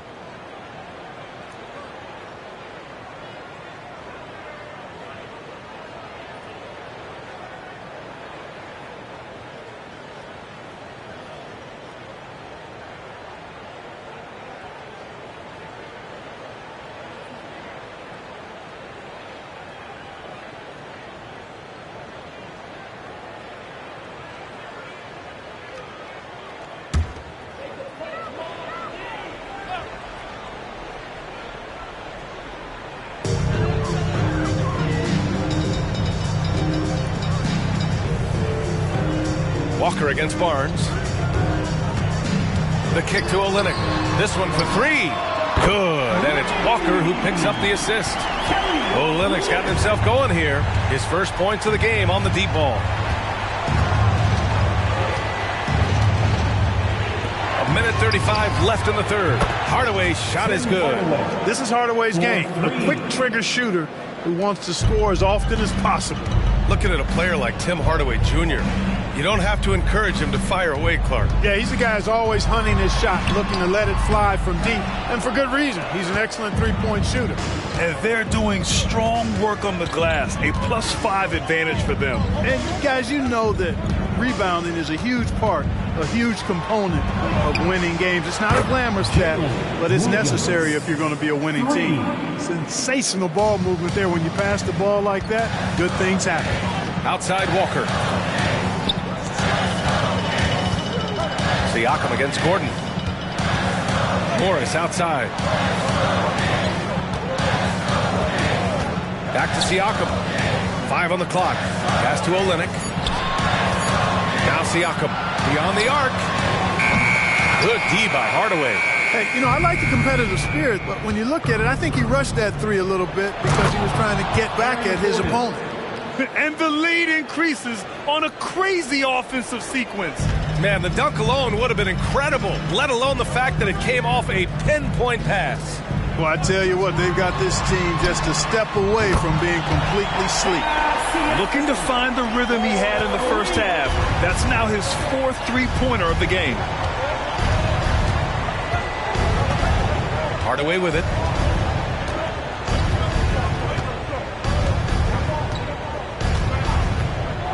The 3 ball. Unable to get that one. And so it's Denver. They have a nice 9-point cushion at the end of the quarter. Getting lots of great looks. Shooting it well. That's why they're up. We're coming right back. Don't go anywhere.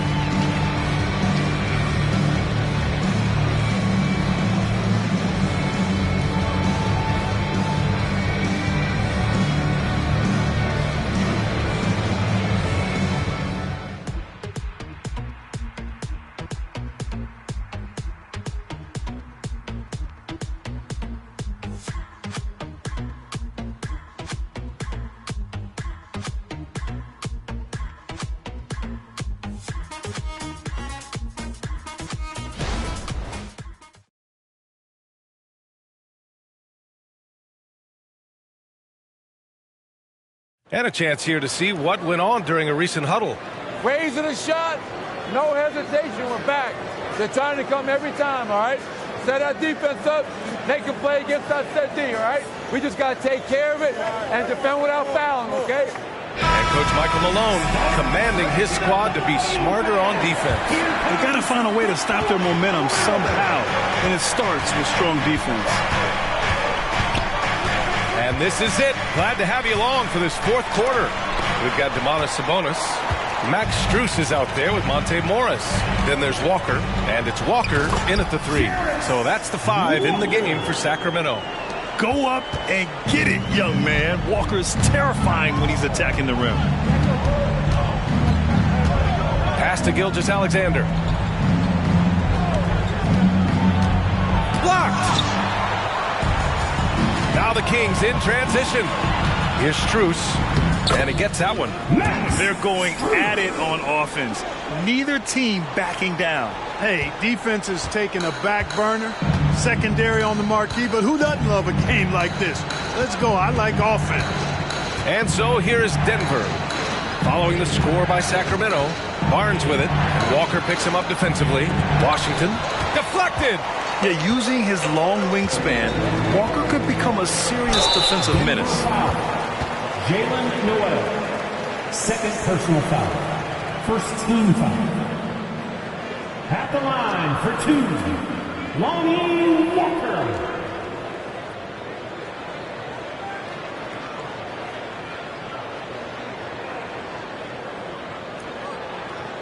Take a break. Take a break. 2 shots.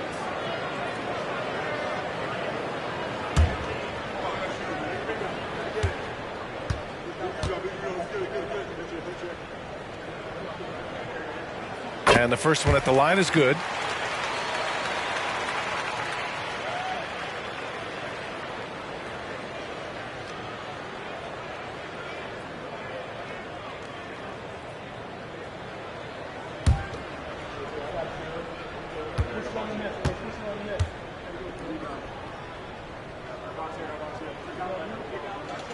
That's also good, so he hits both free throws.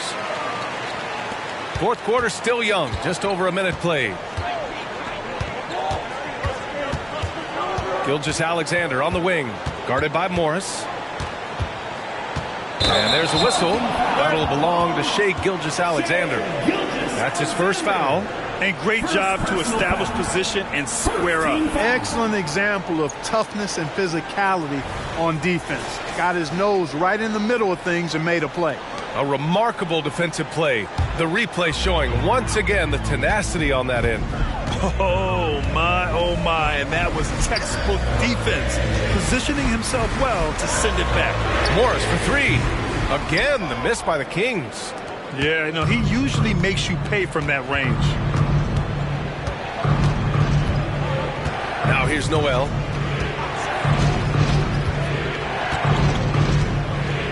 Outside Gilgeous-Alexander. Ooh, Morris with a steal. To the middle. Back come the Kings in transition. Denver foul. Jalen Noel. Third personal foul. Second team foul. Shooting for Sacramento. Max Strus. 2 shots. Take a break. 2 shots.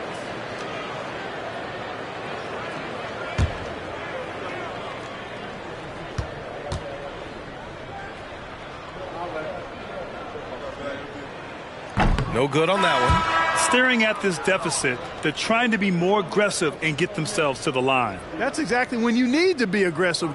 You know that. I mean, another good job, though, of drawing contact and getting to the free throw line. Henderson, he's checked in for Morris. And Denver with a change here, too. Gobert's checked in. Good on the second one. And they need to play good defense here. That trip to the line helped and hurt. We're about 2 minutes into the fourth here. From deep, Gilgeous-Alexander. Counted from distance. Gilgeous-Alexander's got 29 points.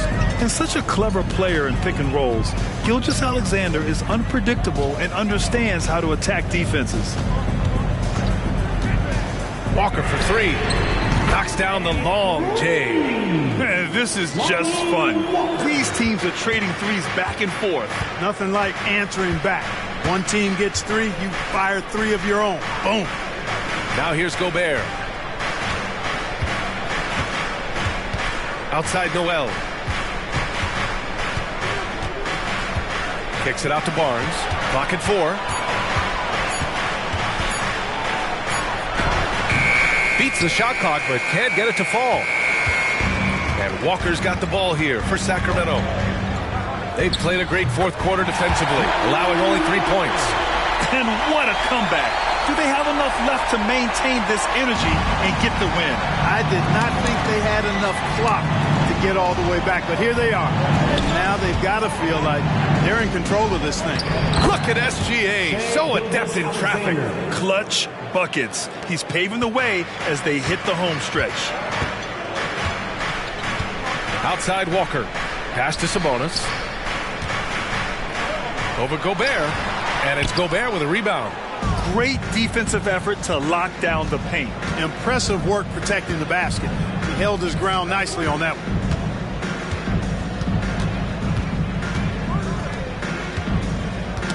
Knocked loose. Washington passes to Gobert. Can't get it to fall. Sacramento has gone 1 of 2 from deep in this quarter.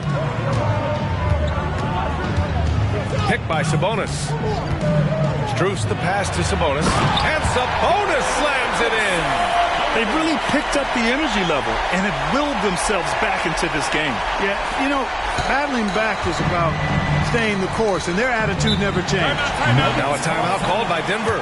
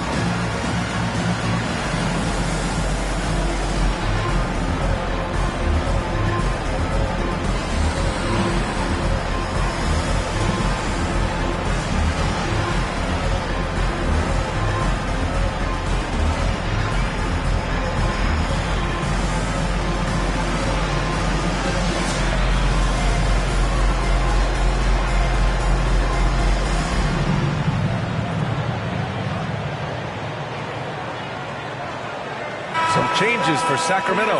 Siakam, he's checked in for Walker. Avdia comes in for Walker. And it's Thompson in for Strus. Time now to hear from our reporter, Allie LaForce. Thanks, guys. I got a chance to hear what Denver's head coach was saying to the team. He was very passionately telling his team, don't give them an inch when they have the ball. This game is going to come down to defense. I need you guys to work hard and close this one out. Guys? Thanks for that, Allie.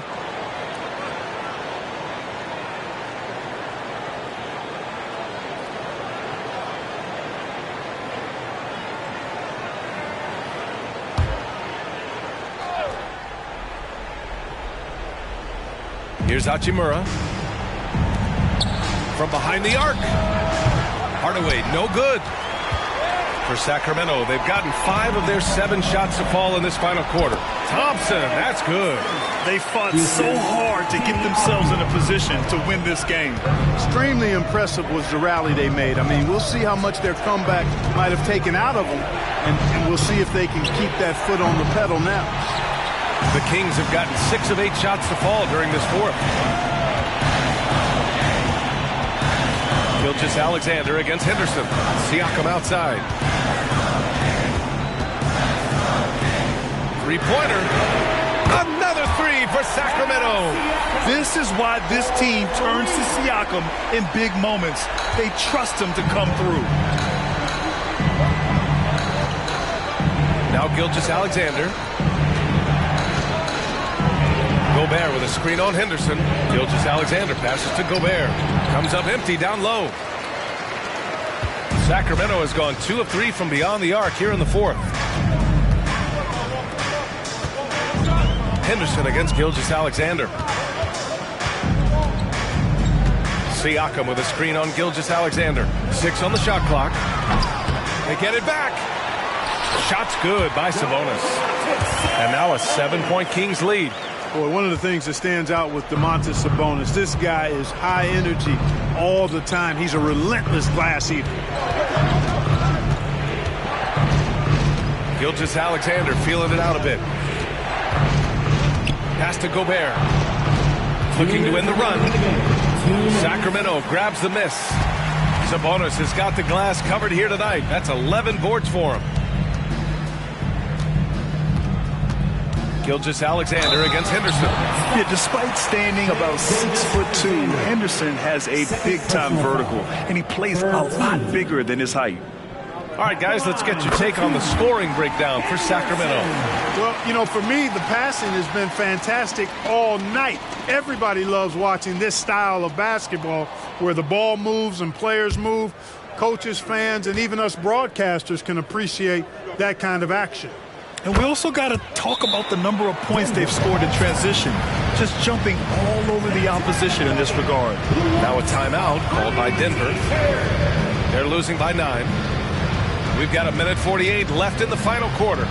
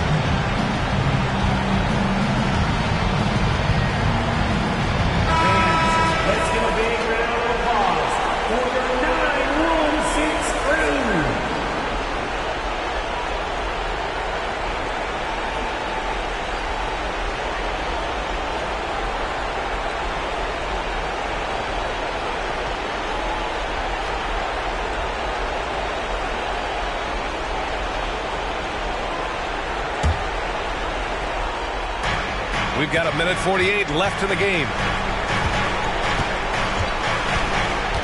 Gilgeous-Alexander against Henderson.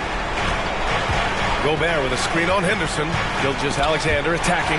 Ooh, Sabonis with the steal.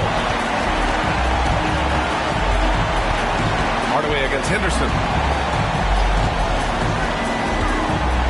Siakam in the post.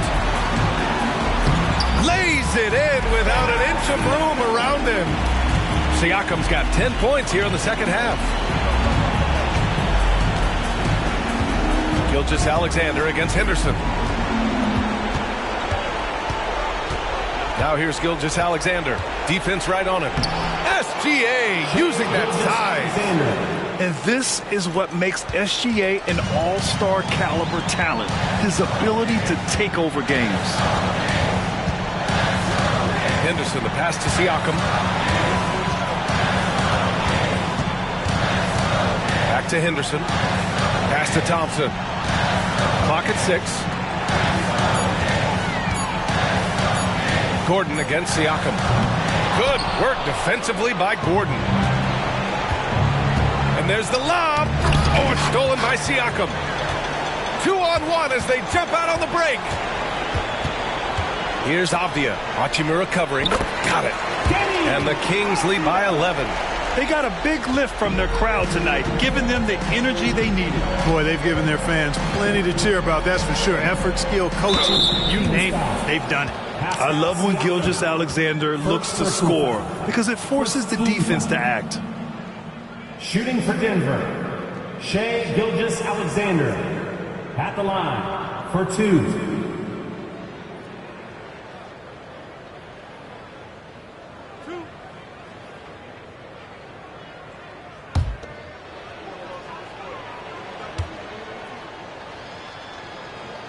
First free throw is good, and that brings him within 10.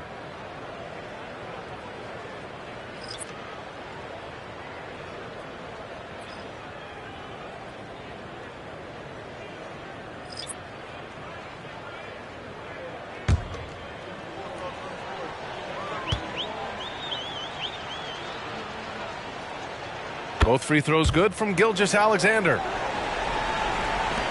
There's 21 seconds left in the fourth quarter.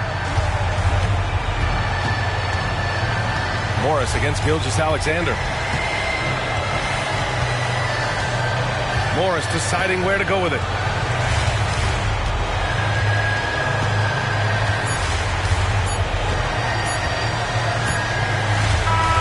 So it's Sacramento picking up the win. A clean win, and one where they clearly showed better energy. Yeah, so true. They put on a show here at home, and I really think they had that extra swagger and confidence, too. All right, let's send it down to Allie LaForce, who's with our player of the game. Hey there, I'm here with Pascal Siakam. The shots were falling for you tonight. How'd you like the flow offensively? I like it. You know, we play for each other like we always do. Move the ball around, get the open shots. And today, they went in, so we got to continue to play. It's helpful when it goes in. Thanks so much, Pascal. Thanks, Allie. Great interview once again. And that's going to do it tonight, folks, for our broadcast. For Clark Kellogg, Grant Hill, and Allie LaForce, this is Brian Anderson. Thank you for watching as we present our New Balance Player of the Game, Pascal Siakam.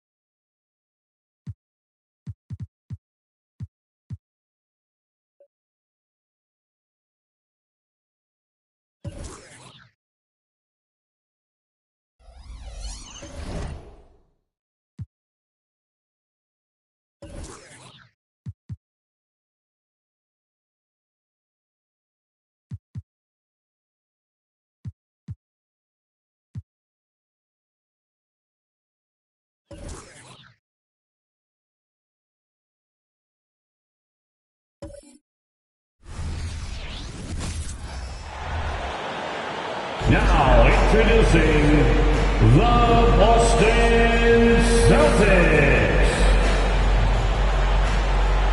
And still so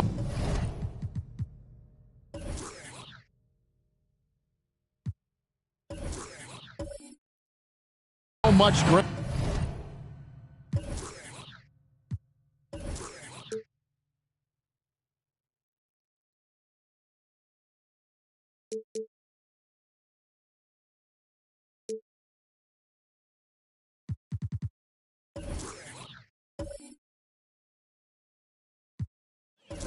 To learn about these teams, when do we get a sense of a team's true identity? Well, not this early in the season. I'd say at least a quarter of the way through it. That's when you kind of get a sense of a squad's chemistry. Here are the starters for Milwaukee.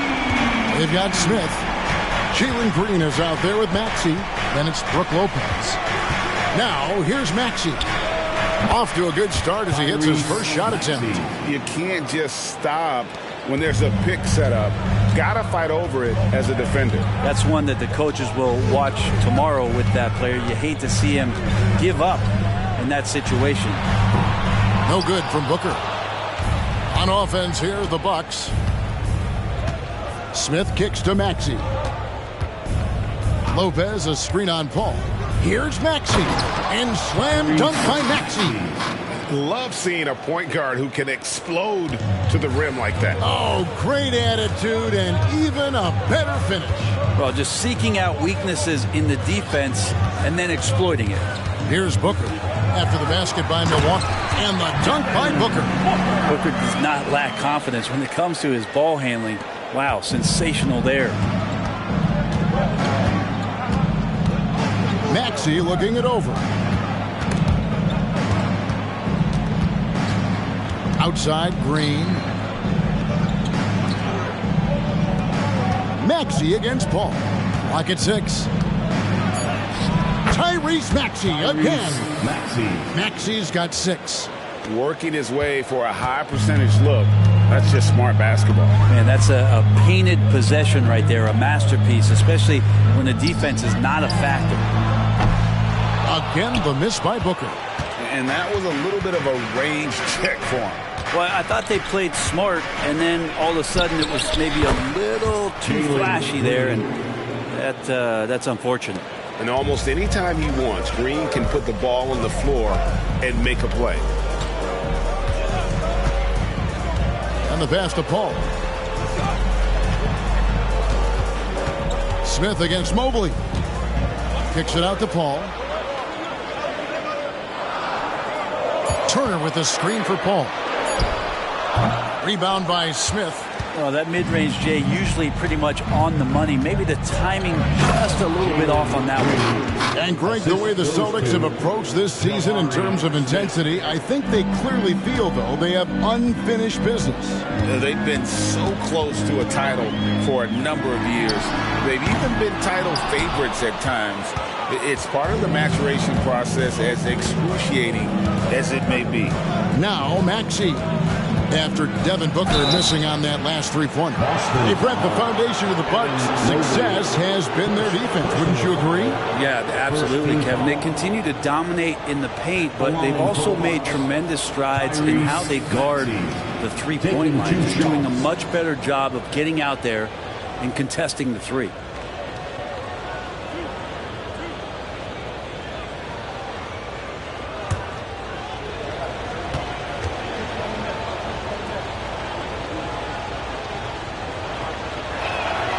Free throw good, Maxey.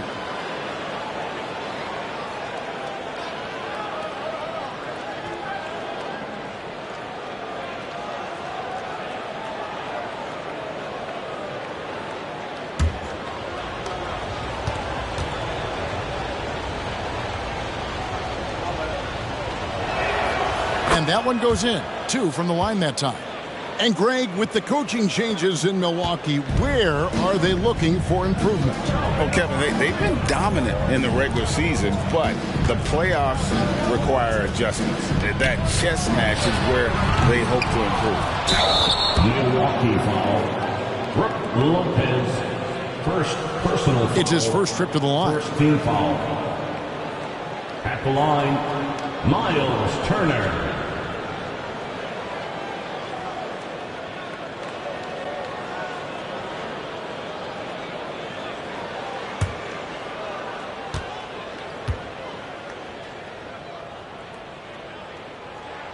First one falls for him.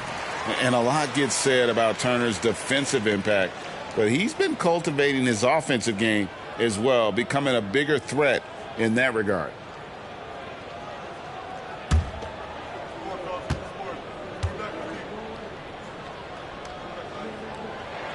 That one falls, so he hits both of them. So it's the Bucks now. It's a 5-point game. And guys, this is the first they're seeing of Boston. Yeah, and they're hoping for a better showing against this club this season. Last year they came out on the losing end. And it's Green missing.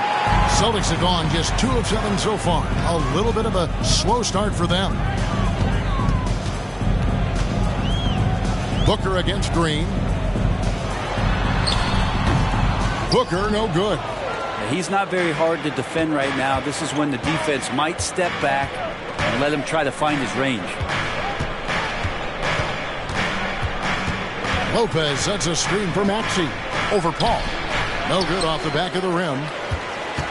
And it's Paul with the ball for the Celtics. Trailing by 5. Fresh from a win against Portland. Well, in that one, they just had everything working offensively. It's a lot of fun when you get into that kind of a groove. Yeah, I love watching that game, and in particular, their demeanor in their destruction in that game. Now, here's Green following the miss by Miles Turner, and the Bucks miss again. Ooh, he missed an easy chance to put some points on the board. He won't get a much better look at that kind of shot again here probably tonight. Here's Mobley. It's good. He makes his first shot of the game. It would take some very special defense to stop him once he gets that close to the bucket, and they weren't special that time. Now, here's Maxey. 8 points for him.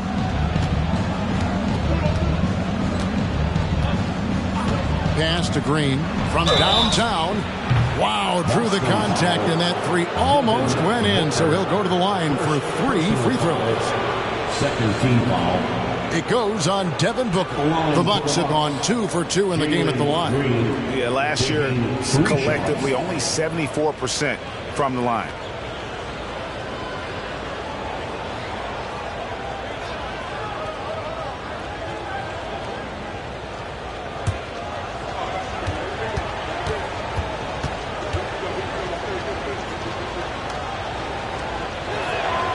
And he's good on the first of 3. And once the G League took it to another level, Green skipped college, became the #2 overall pick in the draft, and that's really changed the landscape. The Celtics making a switch here. Grimes is checked in. George is checked in for Milwaukee. And he sinks the second.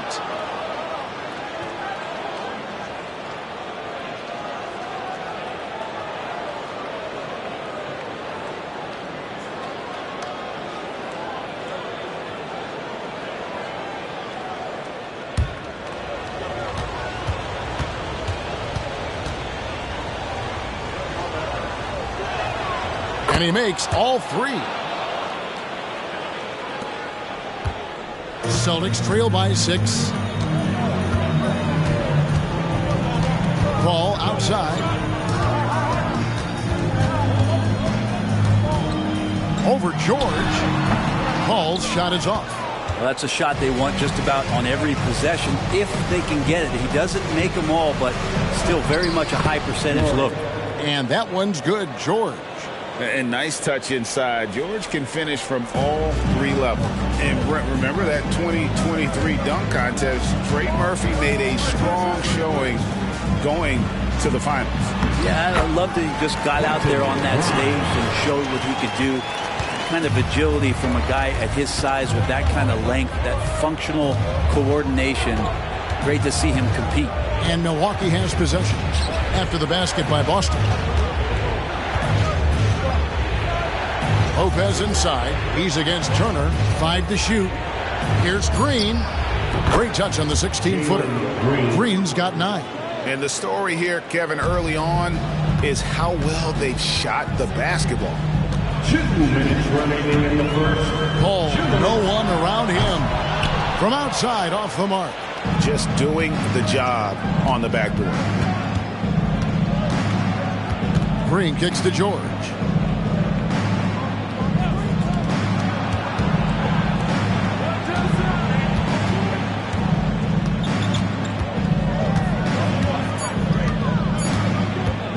Launches it. And Boston with the rebound.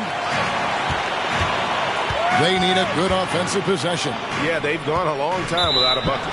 And the officials signal the backcourt violation. Not very careful there. And some changes here for the Celtics. Johnson comes in for Mobley. And Royce O'Neal subbed in for Kispert. The Bucks also changing it up. Hayes, he's checked in for Lopez. Santi Aldama comes in for Jabari Smith. And it's Gordon in for Trey Murphy. Now, here is George. This one for 3.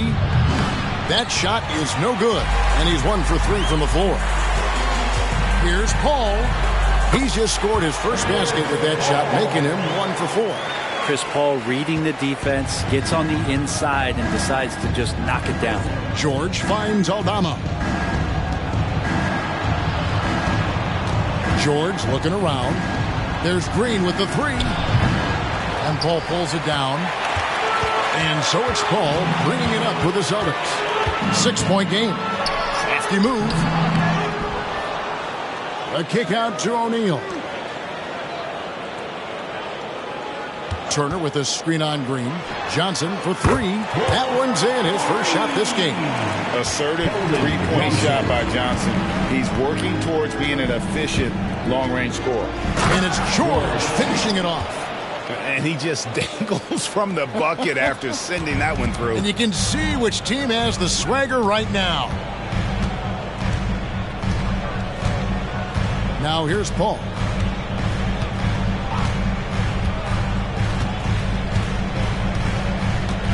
Turner with a screen for Paul.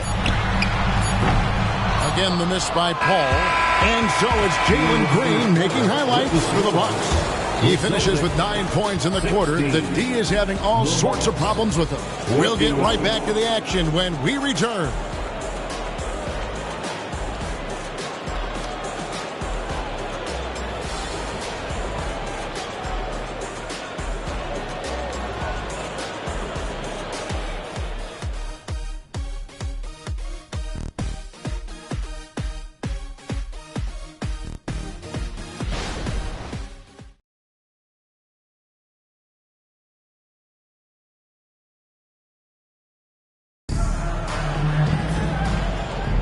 And hope you've enjoyed the broadcast so far. Halfway through the first half in this one.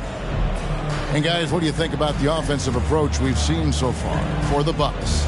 Right away, they showed us they weren't going to shy away from the mid-range game, and it's proven to be an effective tool for them. Well, a lot of the players are doing a good job as well of scanning the interior part of the paint. All those inside looks, those are paying off.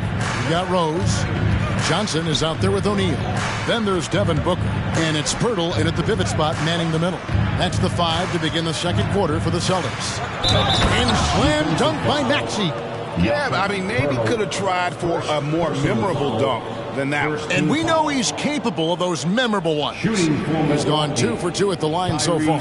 Maxey at the line for 1.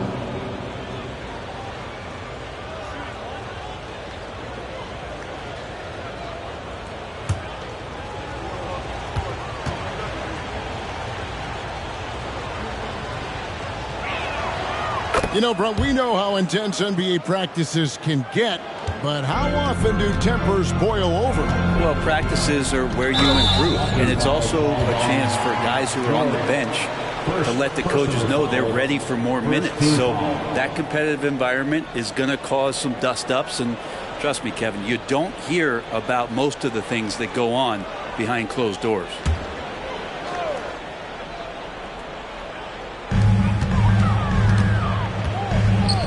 Now here is Pirtle, covered by Hayes. Pirtle dishes to Booker. Makes no mistake on the open jump shot. Booker's got 7 points. That's Booker's specialty, so good at rising up and connecting off the catch. Now Eldama hasn't made one yet. And he could not get that one to go. Out of contact, and he'll go to the line for 2. Milwaukee shooting their 7th and 8th free throw attempts for the game right here. The line for the Bucks. Santi Aldama. 2 shots.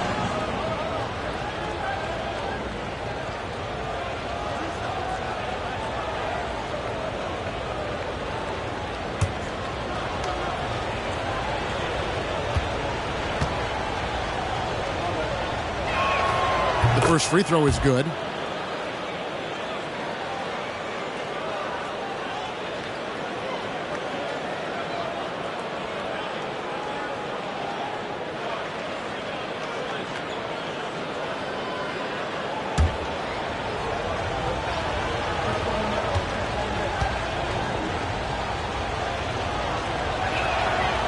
That one misses.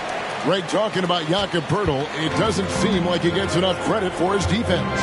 I don't think he does. I mean, he's an excellent rim protector and rebounder, and a big man who just takes pride in defending. And close to making the defense pay for the lax coverage that time. Gordon against O'Neal. Maxey, no good. Celtics trail by 7. Johnson left side. Kicks it out to Booker. Pirtle with a screen on Maxey. Here's Rose. And the call on the shot that sends him to the line.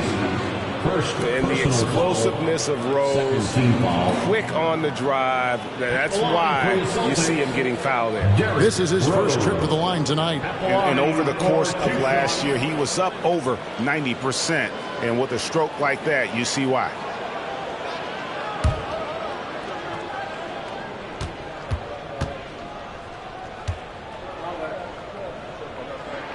First free throw is good. And you gotta love watching Rose play the game. His intense style can be infectious out there, and I think it really does elevate his teammates. Here's what Boston's going with right now.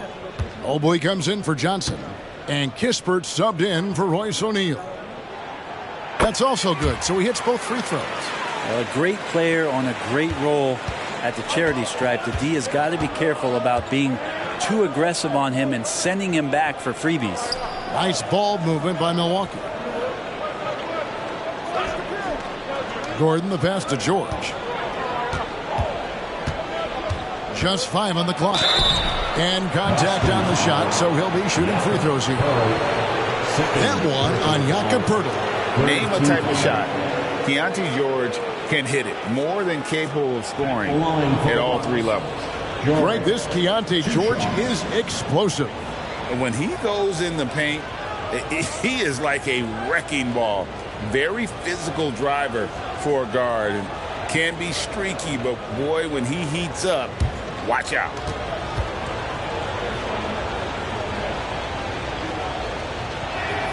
The first one falls.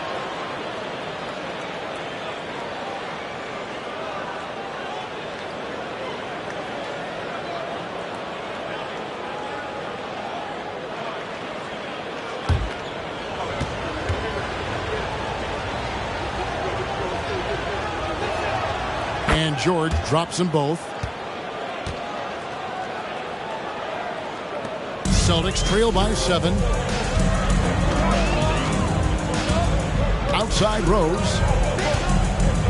Mobley sets the pick for Rose. Mobley outside. Oh, good on the triple. And so it's Maxey with it. He brings it up for Milwaukee. They'll be playing host to Miami for the next game. That game is the first and last of their homestand. Hayes, no good. Boston's gone 0-2 from deep here in the second. Kispert dishes to Poeltl. He kicks it to Rose. Booker outside. Down to 5 on the shot clock. For the 3. And that's basket number 4. He's taken 9 shots to this point. And when Booker's connecting from deep, this offense goes to another level. Good to see him drain that. Maxey passes to Aldama. Bounce pass Maxey. And that's out of bounds. It was last touched by Maxey. And we've got a moment now to look at the highest scoring teams in the NBA from last season. In 4th, the Celtics. I just loved how this team attacked their opponents. You could see their confidence grow as the year went on, and the points really started to pile up. Miles Turner, he's checked in for the Celtics. The Bucks also changing it up. Lopez, he's checked in for Hayes. And Trey Murphy subbed in for Eric Gordon. Rose scanning the floor.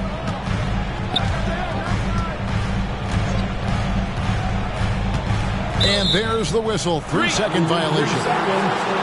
And a look now at the Celtics' upcoming schedule. On Monday, they'll face off against Donovan Mitchell and the Indiana Pacers. Then on Saturday, they'll take on Chris Middleton and the Miami Heat. Maxey against Rose. Maxey passes to Lopez. Uses the glass to finish the layup. Knowing his role, setting a good pick, and getting into a good spot for that attempt. Lopez, such a smart player. And here's Rose. He's coming off a 10-point game against Portland. Turner. Good D by Lopez. Well, a lot of players in the league are going to make that shot, and for him, it's pretty much automatic. It's a good defensive effort to prevent the layup. Right now, let's send it over to the sidelines and get a report from David Aldridge. Hey, Kevin, thanks very much. You know, Devin Booker has a take on load management. He says, I'm not a part of that. I spend a lot of time in the summer making sure my body can take that load on. I want to be out there doing what I have to help the team. That's how I've always been. And I haven't lost sight of those kids up in the stands that might be seeing me for the first time. Kevin, back to you. I like that perspective, D.A. Thanks. And so it's Milwaukee with it. Following the basket by Corey Kispert. Pass to Lopez. Over Turner. And Lopez gets it to go. Lopez has got 4 points now in the quarter. And that's one of those indicators that as a 5-man that can stretch out and shoot the 3, there aren't many people that can challenge that shot. So the Celtics call timeout. They're first.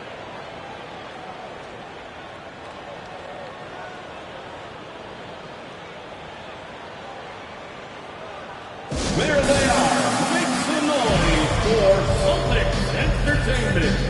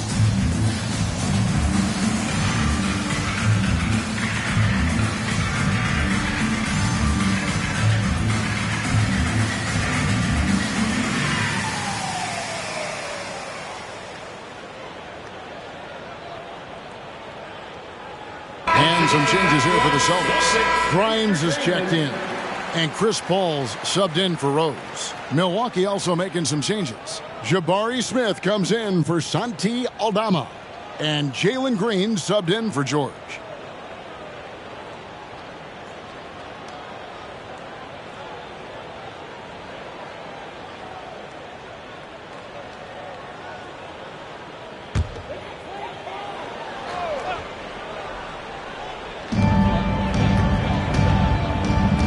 Here's Kispert. Back the ball. Here's Mobley. And a great assist by Paul as that one goes in. Mobley's got 5 now. Yeah, they're relying on their three-point shooting and getting pretty good results. Maxey passes to Lopez. Paul with the ball. Maxey covering. Paul surveying the floor. With the crossover, and he lays it up and in. Now just a 1-point Bucks lead. Now you're pretty confident that Chris Paul is going to make the right decision with the basketball. When you look at Chris Paul, what sets him apart from other point guards? Well, he's just such a master of not only the mid-range, but delivering passes and making sure that big guys are accountable for the role player that they're having to guard on every pick-and-roll possession he plays in. Paul passes to Kispert. Smith against Mobley. Passes it to Grimes. 4 on the clock. Over Green. Again, the Celtics good for 2. Yeah, they've raised their shooting percentage in this quarter, and they're starting to get on track. 2 minutes. Maxey against Paul. A minute 50 left to play here in the second quarter. There's Green with the 3. And again, Milwaukee with the triple. And scoring the ball has always seemed easy for Green. It's starting to show here in this game. Turner with a screen on Maxey. Paul passes to Turner. Kicks it out to Paul. Takes the 3. A rebound by the Bucks. Lopez has got his 5th rebound in this one. Well, his shots aren't dropping, and they haven't been able to keep pace, but they trust him enough to keep going to him, see if he can find it. And the rebound battle split evenly thus far. That was something you never like to see, but guys, he definitely looks hurt. And that's the one thing you just really can't control or even guard against, and that's injury. Yep, you can do all the stretching and all the strength training, eat right, train right, but at the end of the day, it's pretty random. Booker, he's checked in for the Celtics. Rose comes in for Paul.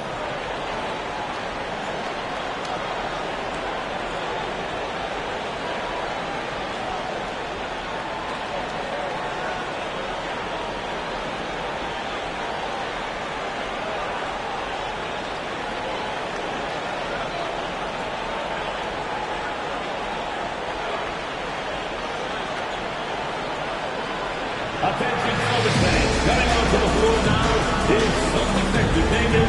Make some noise, Paul.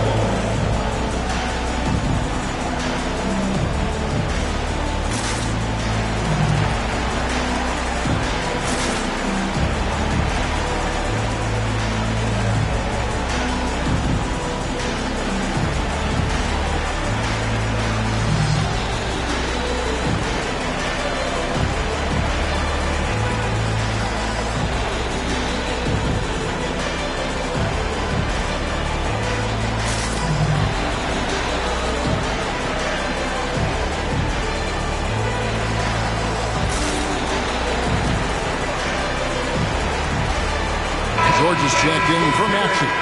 And here are the numbers for Turner. He's coming off an excellent season, and he was in the top 20 in field goal percentage, able to create offense with tremendous efficiency.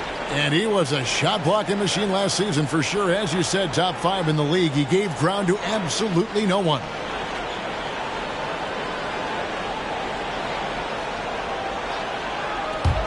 Celtics trail by 5. Outside Rose. Turner with a screen for Rose. Over George. And the basket by Rose. Rose has got 4 points this quarter. They are just killing them on the interior. Green against Booker. And a bit of a battle here for the ball. The official signals a jump ball here.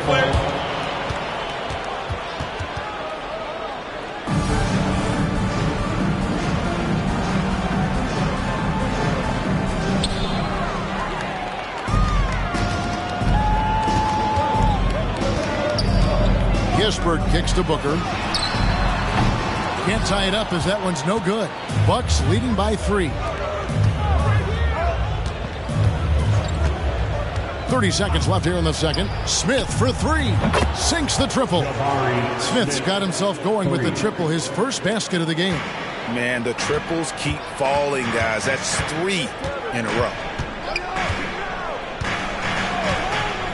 Booker with it. He picked up 27 points in their last win against Portland. Here's Kispert. And he gets the whistle. 2 free throws coming up. Jalen Green. First personal foul. Celtics have looked good at the lines, and they're perfect in 4 attempts. At the line for 2, Corey Kispert.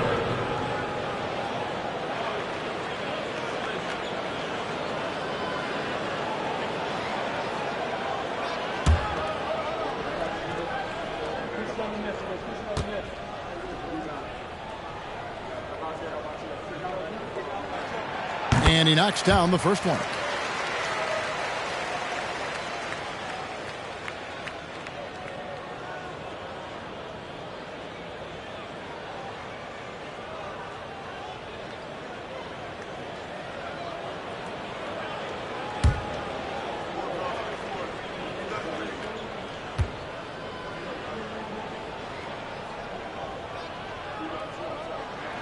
And so he makes both from the line.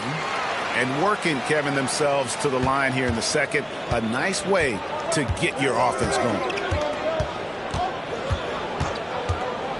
Green deciding where to go with it. Over Booker. And he was able to put it up in time, but doesn't fall. Good show of strength and confidence from Devin Booker that time. I'd like to see him active on the defensive end. And some good action through the first 2 quarters as we reach halftime. Bucks lead by 4. It's time now to go courtside as we send you over to David Aldridge from the sideline. David, take it away. Thanks, Brooke. Where is this team right now? Oh, it's so exciting. You know, it's really thrilling to come out with such a great group of guys every night, you know, and play basketball. You know, it's a lot of fun. Smiles on your face, Brooke. Thanks for the time. Back to you, Kevin. All right, thank you, David. And folks, don't go away. After the break, we'll see you right back here for the start of quarter number 3.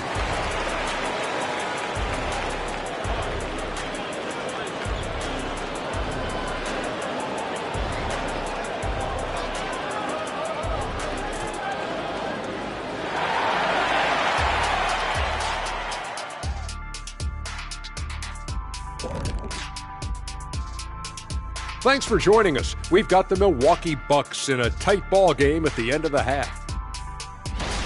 Well, you appreciate their efficiency, finding their shots, then making them count. I will say, though, the defense they were facing allowed them to do a lot of that. It's usually that combination when a team is shooting this well. And now let's take a moment. The fans hitting us up on social media. And a question for Shaq here in the studio. This one sent in by Lizard Carl Huck. They asked, Shaq is 9th all-time in technical fouls with 150. How many of those did he deserve? 0. Well, maybe a few, but not more than that. Okay, maybe more than a few, but no more than 100. At the end of this, you're going to realize he probably deserved over 2,000. I'm just shocked you're only 9th on the list. And that concludes halftime. Now time to send it over to Kevin Harlan as the game's about to resume.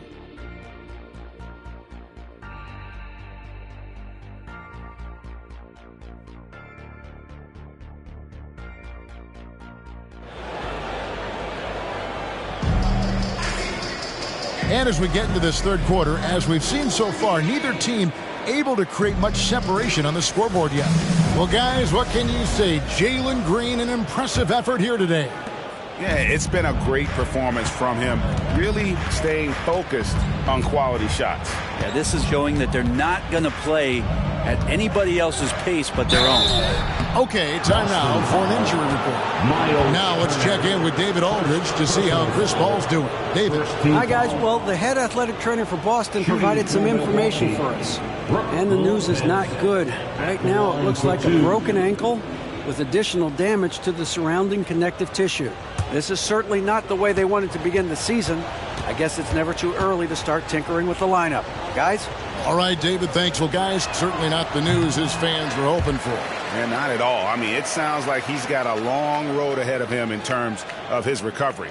Yeah, and this makes it particularly rough for this team. Other teammates now are going to have to step up, and it seems like it's going to be an extended period of time, so not easy to do. Getting underway in the second half, here's the 5 for Doc Rivers. They've got Brook Lopez. Trey Murphy is out there with Smith. Then there's Maxey, and it's Green in a 2-guard. What's remarkable, as the game has evolved, so has Brook Lopez. You have that reliable three-point shooting ability that has become such a weapon of his. You can't just stop when there's a pick set up. Gotta fight over it as a defender. That's one that the coaches will watch tomorrow with that player. You hate to see him give up in that situation. And I like the back and forth here, showing confidence from range. It seems like they're going to find out who can make the deepest threes. Right now it's a shootout. Now here's Rose. Tried to come right back with the 3 of his own, but it's no good. Outside, Green. Second half just getting started. About a minute played. Connects from 3-point range. And how about the last 5 made shots have all been threes? The defense is just giving up a barrage. And the wide open shot from Rose. Rose with another miss. And I like the bold move of going right back at him to return the 3, but he just couldn't get it to go. And Corey Kispert is going to pick up the foul. That's his first foul. Personal foul. Second team foul.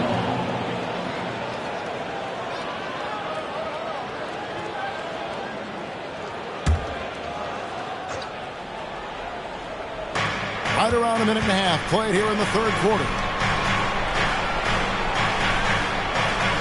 Mobley against Smith. Just 5 to shoot. The Bucks need to get a shot off here. Nice contest by Turner. One of the top interior defenders in our league. As good a shot blocker as anyone. Now here's Green. They lead by 8. That's the biggest of the game. Goes up again. And it's Smith missing. The Celtics have gone 1 of 3 since starting the second half. Here's Booker. Green with the rebound. The third quarter has not started well. Just 1 of 4. Maxey kicks to Green. Lopez, a screen on Booker. Here's Green. Here's Lopez. Good, and it's Green picking up the assist. Lopez has got the lead up to 10 now for the Bucks. Just so smooth inside. Lopez, a gifted finisher as a big. Now a timeout called by Boston.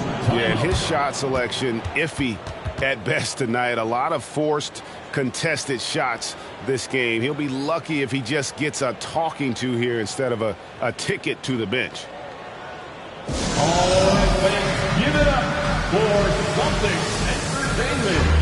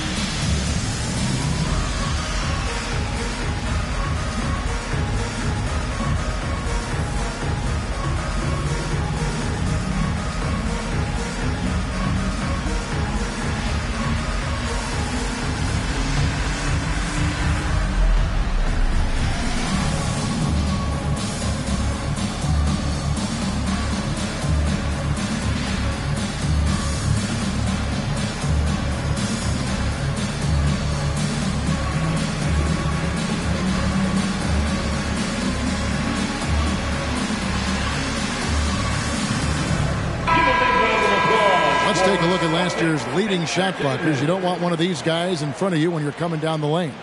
Brook Lopez third, and of course Miles Turner. And when either of those guys are on the floor, that low post defense is immediately something their teammates don't have to worry about. That's a very comforting feeling.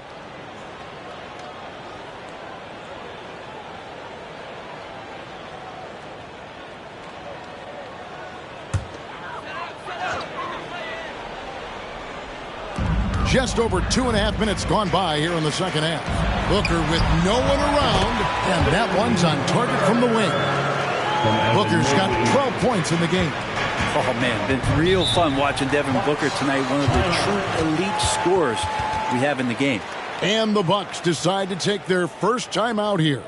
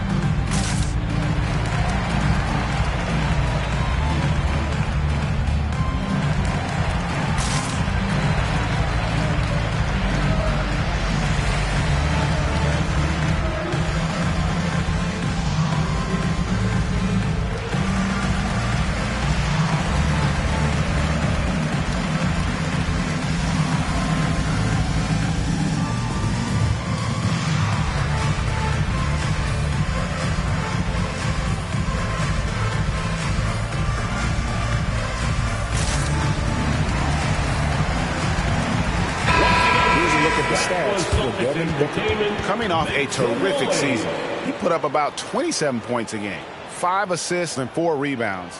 They're loving how he's running the show here. His sensational passing really breathing life into their offense. Something in the coach's playbook here where the schemes fire on all cylinders. When he is in the game, a great conduit for them offensively. He knows where everyone is at all times.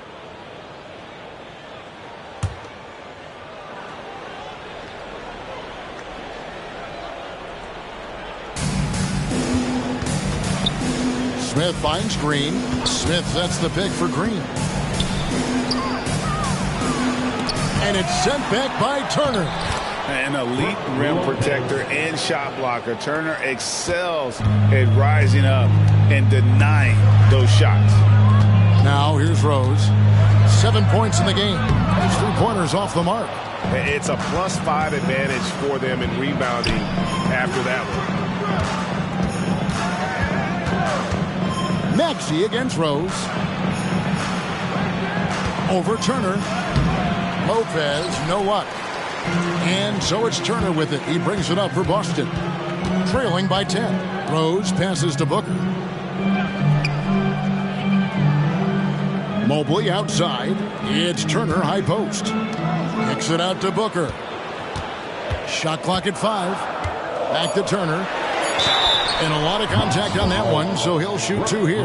That's on Brook Lopez. And it's crucial that Turner remains assertive like this because it's how he's going to get these calls. The Celtics have been excellent at the free throw line here today, a flawless 6 for 6. And a season ago at the charity stripe, this is a group that shot an impressive 81%.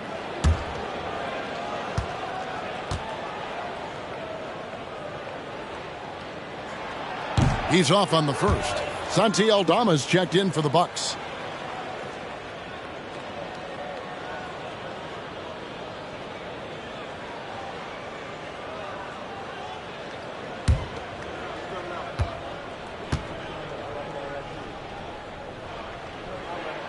He hits the second from the line.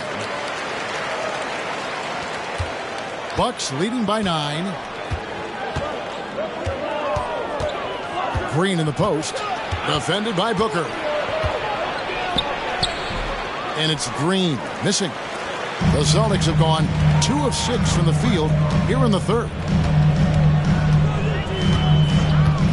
Outside Rose. Turner with a screen on Maxey. And the basket by Rose. And Rose has shown himself capable of knocking down that three when he's got some daylight. Outside Green. Lopez sets a screen for Green. And they come right back with their own three-pointer. Green's got 18 points in the game. Celtics trail by 9. Now here's Rose. He's got 10. Now the pass to Booker.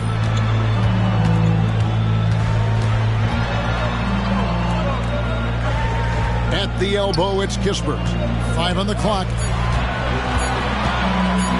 Rose dishes to Turner. And they turn over the 24-second buzzer, signaling the shot clock violation. Milwaukee ball. With this break in the action, we can show you the teams that had the most rebounds last season. The Bucks number 1. They had such a strong presence in the paint. Just a physical team. They dominated the interior in terms of rebounding. Bucks leading by 9. Lopez up top. And the foul on Rose. That is his first foul of the game. First personal foul. Third team foul.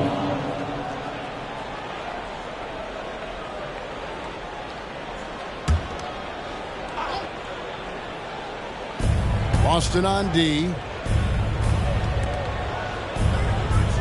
Maxey on the wing.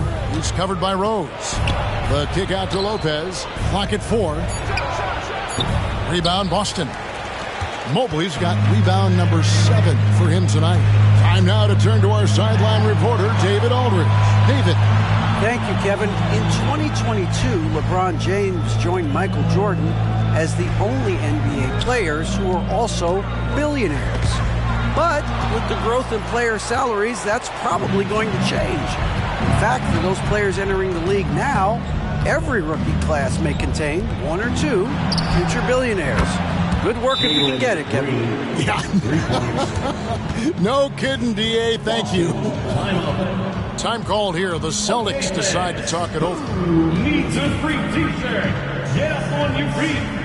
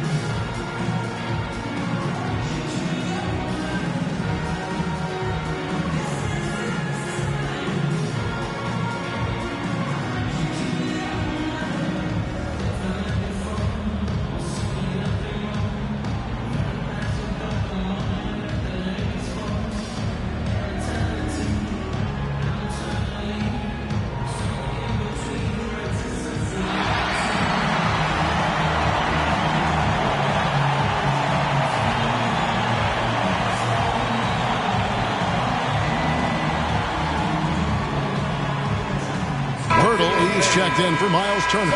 The Bucks also changing it up. Hayes, he's checked in for Lopez. And George is subbed in for Maxey.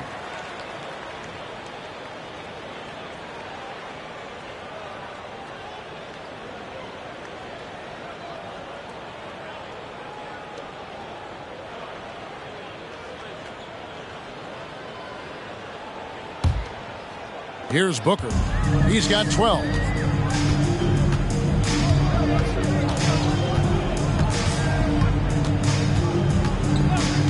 Kicks to Rose.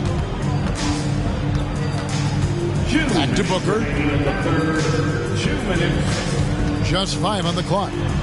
And it's good for 2. Rose has got 12 points in the game. You know, if you're only looking at the way he's played offensively, you'd think his team would have the lead. Green against Booker. Here's Aldama. And Pirtle pulls it down. Pirtle's got 4 rebounds now tonight. Outside Rose. Pass to Mobley. Kicks it out to Booker. Misses the 3. A good board there, Kevin, but overall they're getting slightly out-rebounded. Rebound Boston. And they're staring at a sizable deficit. And still within reach, though, that they don't have to rush them. Textbook, nice pass, great catch, even better finish. And here's George. He'll bring it up for Milwaukee.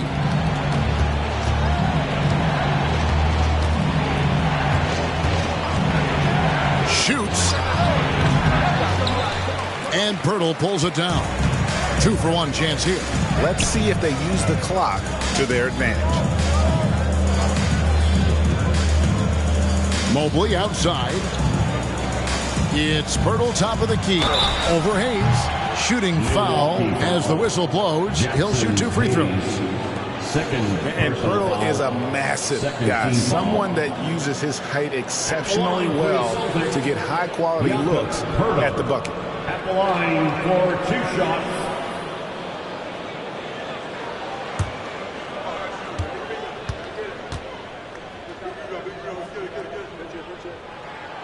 That free throw, no good.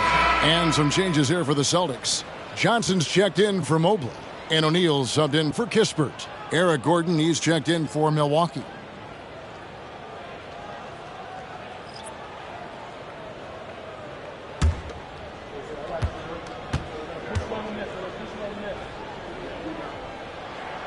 And he's good on the second. Here's George. 6 points for him. Pass to Aldama. There's the 3. And Boston with the rebound. Pass to Rose.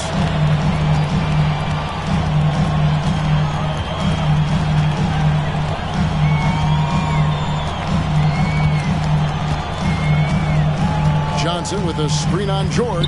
Rose passes to Johnson. And it's off from 3-point range.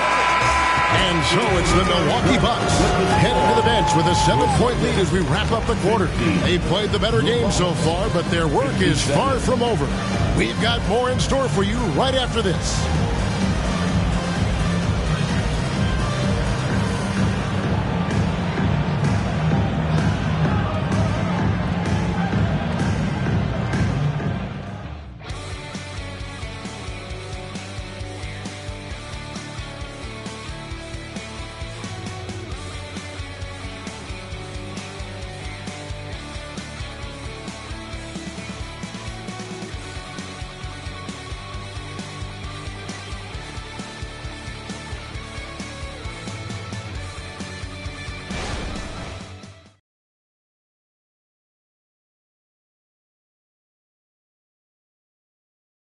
Let's hear what Doc Rivers has going on over in his huddle.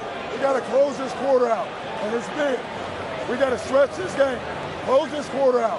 Doc Rivers, and to compete at the highest level, this is the kind of thing, guys, you have to do. End quarter strong. And, you know, the best teams know how to manipulate these situations. Let's see if they can do that. Fourth quarter of action is upon us. Thanks, as always, for joining us. Rose is out there with Devin Booker. Then there's Keldon Johnson. Then it's O'Neal. And it's Pirtle in at the center position. That's the Boston 5. And Pirtle is always a threat to come away with offensive rebounds thanks to his amazing timing, especially when the D fails to box him out. Now, here is George. Gordon kicks to George. Outside Gordon. 6 on the shot clock. Here's Aldama. Up and in on the layup. And the Bucks lead by 7. Remarkable pass off that pick and roll from EG there. He might have been able to take that shot, but wisely threaded the needle. Pirtle Purtle sets the pick for Johnson. Sinks the three-pointer. That's a nice play, getting the separation he needs for a clean look. Yeah, defense has got to be a little bit better, especially when he's looking to fire from that distance. Now, here's Maxey. Hayes with the screen for Maxey. And right away, they match it with a three-pointer of their own. Nice answer back there. Love to see the competitiveness. Yeah, both teams finding ways to the three-point line and trying to take advantage from distance. Rose can't hit. Bucks leading by 7. Eric Gordon on the wing, defended by Purtle. And it's Hayes in the corner. Shoots a 3. And Purtle pulls it down. Purtle's got his 7th rebound of the game with that last one. Rose passes to Johnson.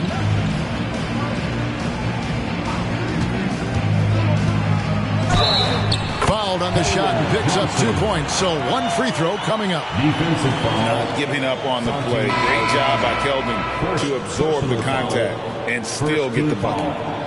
And a look at how the offensive approach has been going here so far for the Bucks. I mean, they've been stepping it up in terms of their shooting from distance, and the confidence has been there all game long, leaving the defense to scramble. One thing you can add on to this, and you don't talk about it much as a point of emphasis, but getting to the free throw line and generating easy points, that can really help you out. They got a lot of freebies. It's easy to see why this team is excited about Johnson. He's a fantastic athlete with considerable upside. Celtics foul. Devin Booker. Second personal foul. First team foul. Shooting for Milwaukee. George taking 2 shots.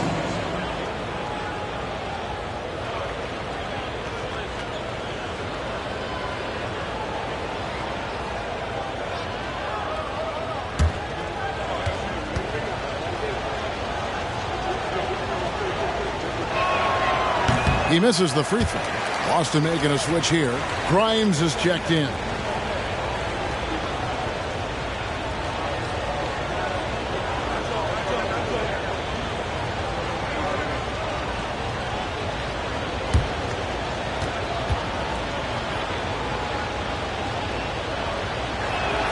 And he sinks the second. 2-possession game now, but he'd still like to have back that one he missed. Booker the pass to Turner. Taken away by Hayes. Here's Maxey. And slam dunk by Maxey. Excellent on both ends of that play. Yeah, the steal was sharp, but the slam topped it off. And we say it time and time again, so I'll repeat it. Have to be careful with the ball, or this is what happens. Johnson from outside. Rebound, Milwaukee. They've held a 12-point lead early. Gets it to go for bucket number 8. He's taken just 10 shots. Just looks like he's got more feel tonight, like he's really got a good grip on that ball as he's letting it go. Johnson outside. Turner with the screen for Johnson. The pass to Grimes. Celtics passing it around. Just 3 to shoot. Lets it go from 14. Johnson can't hit. Well, maybe not the best shot against that kind of defense, but he still has the ability to knock that kind of shot down. And Hayes throws it down. And just tacks a few more points onto their lead with the tomahawk. That's bringing it down hard. Here's Booker after the basket by Milwaukee. And there's the call on Devin Booker. And that'll be his 3rd foul so far. Really just a great play to sacrifice his body and take the charge. Some changes for Boston. Mobley comes in for Keldon Johnson. And Corey Kispert subbed in for O'Neal. Lopez, he's checked in for the Bucks. Green comes in for George. Now here's Green. Up again. He hangs in there and cashes in on the second chance points. Aldama's got the lead up to 13 now for Milwaukee. You know, his positioning near the hoop, always to his advantage. Just a terrific job to tip that one back in. Shot by Grimes. No good. And it's the Bucks ball. They're on a 14-6 run. Booker against Maxey. Lopez, a screen on Booker. No one near Maxey as he lets it fly. Off target. That was a little heat check. Here's Grimes, defended by Aldama. He muscles it in through the contact, and they call the foul. And he's on his way to the free throw line. And Devin Booker insisting on finishing what he started. That's a great and one. You talk about explosive scoring. Wow, Devin Booker, Brent, one of the most explosive players of all time. So awesome to watch him when he gets rolling, Kevin, and that can happen in like 3 seconds. He's got such a great flow and control of what he can do offensively. Derrick Rose is checked in for the Celtics. Free throw good, Booker. It's always interesting. Free throw shooting, consistency at a high level. That's an attribute that Devin Booker shows off every season. Now here's Green. To the inside. Smith. Mobley with the block. Rose attacking. Pass to Turner. He dishes it to Booker. Back to Turner. Good. A nice assist from Booker. Turner's got it back down to a single-digit deficit for the Celtics.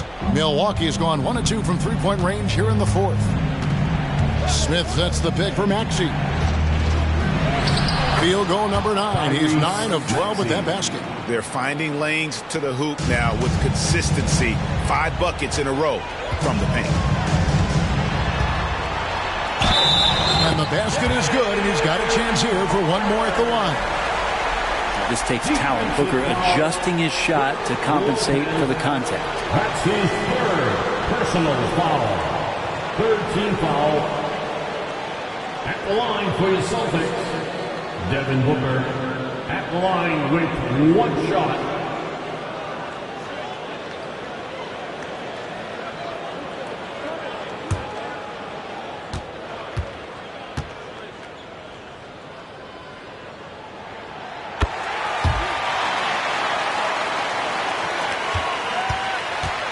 Milwaukee leading by 7. Now Maxey. Lopez left side. And the foul on Miles Turner. That'll be his second foul of the game. Second personal foul. Second team foul.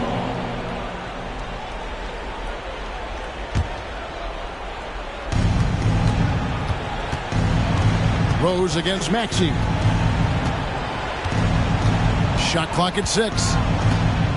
Lopez outside. A three-pointer off the mark. The Celtics have gone 6 of 11 since the start of the fourth quarter. Booker draws the double. It's stolen by Green. Fast break, Milwaukee. Pass to Smith. Goes up on the wing. Mobley with the rebound. Mobley's got 8 rebounds in this game. Kispert dishes to Booker. Over Green. Again, the miss by the Celtics. Milwaukee in the lead. Outside, Maxey. Lopez, a screen on Rose. From outside the arc. And that one's good. Maxey's got 15 points here in the second half. Unwilling to let up, even for a moment. That's his killer instinct, just fanning the flames. Yeah, he's the guy that you want to go to right now, trying to put this one away. Now a timeout called by Boston. They're down by 10. A minute 20 left in the fourth quarter. Let's give him another round of applause.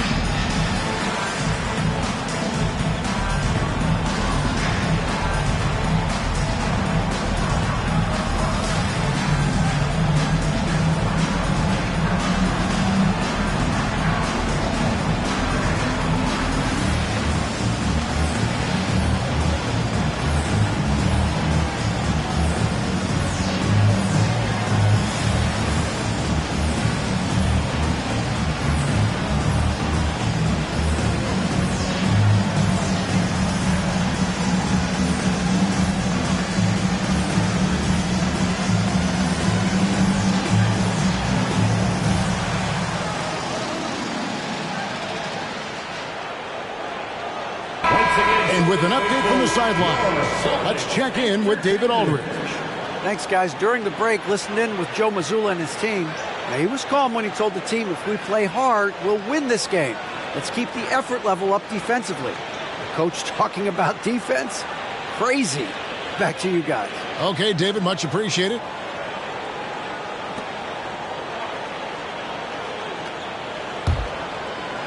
Here's Booker.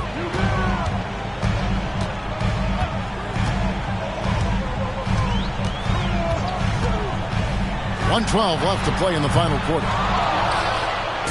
And so it's Smith with it. He'll bring it up for the Bucks. 13 points was their biggest lead in the game. And it looks like just playing the last bit of this one out in what should be a nice win here for the Bucks. They found a great rhythm from long range. Yeah, Kevin, every time they left a man open deep, he'd get a good shot at the basket. Didn't hesitate, and that aggression paid off. And so with this, they'll end up with their second win on the year. The one player that really stands out, of course, in this one, it was a dazzling game for Tyrese Maxey. Every time he shot it, it seemed like it was going to drop in. And if it didn't, everyone was surprised. For your Celtics, Derrick Rose.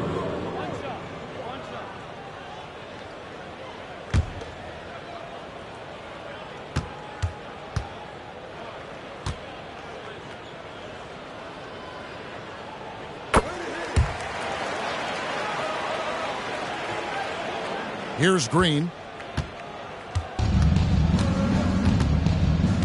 36 seconds left in the fourth quarter. Maxey finds Lopez. Back to Maxey. Over Kispert. And Maxey gets it to go on the assist by Lopez. And the Bucks lead by 9. Rose passes to Booker. Here's Mobley. They get it back. And here is Green.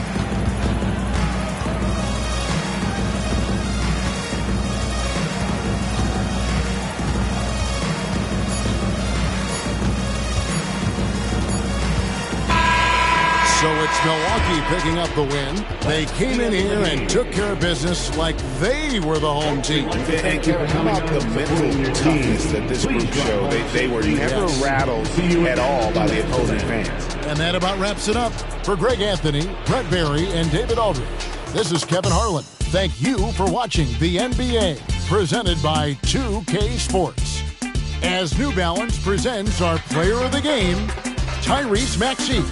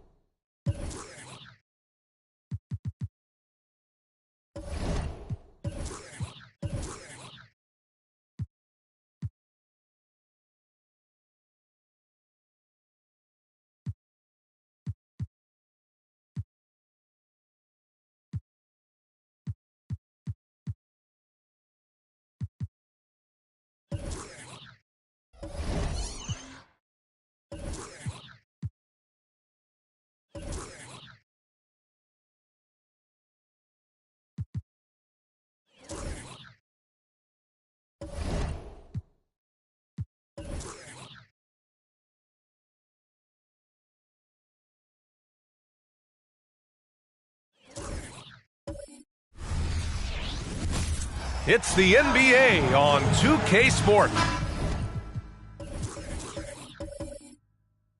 Well, we've...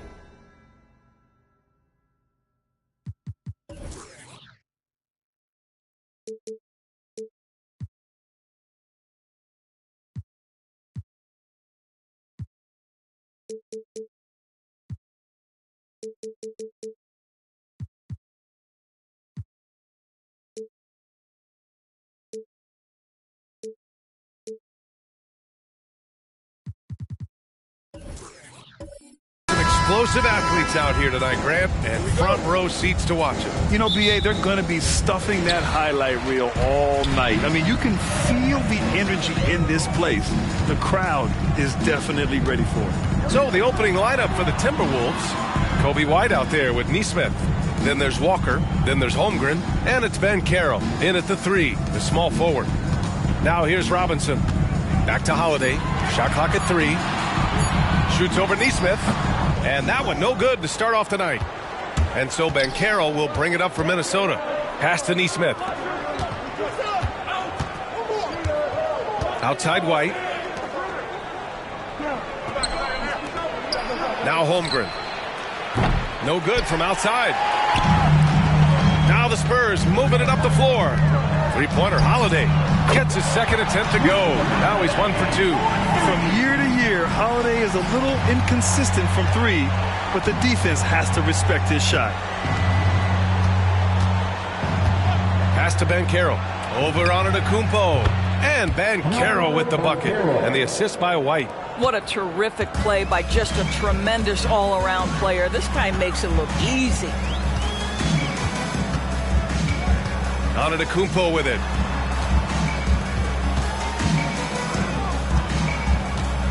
Robinson, a screen on Banchero. Antetokounmpo, the pass to Robinson. And again, it's San Antonio with a 3. Well, this is how Luke Kennard made his way to the NBA. The knockdown 3. Good night. You know, Grant, looking back to the Spurs' tough last season, free throw shooting was something they pointed to. You know, B.A., it's something they have to correct. They didn't get to the line enough, and their percentage wasn't good when they did. And, of course, that's a bad combination. Here's Holiday, following the score by Minnesota. Kennard outside. Antetokounmpo, the pass to Westbrook. No good with the triple. The Timberwolves have gone 2 of 3 from the floor. Outside White. From deep, Holmgren. Pure from three-point range. Holmgren's got 5. And 3 for 4 to start. Showing some rhythm. Antetokounmpo surveys. Drops in the layup for 2. Man, it is hard to get Giannis out of his comfort zone. You've almost got to knock him down. Here's Neesmith, pounded by Westbrook. Holiday against White. Walker passes to Neesmith. White against Holiday. Lets it fly. It's hauled in by Robinson. And that closeout certainly made a difference. Well, no question. He altered that shot, and most of the time, that's just as good as blocking it. Now here's Antetokounmpo. Here he goes. Can't get it to drop. Here's Neesmith. Outside White. Pass to Neesmith. The 3. And another 3 from Minnesota. Well, that's about the defense keying in on Banchero. He recognizes it and shows off his vision. Antetokounmpo, the pass to Robinson.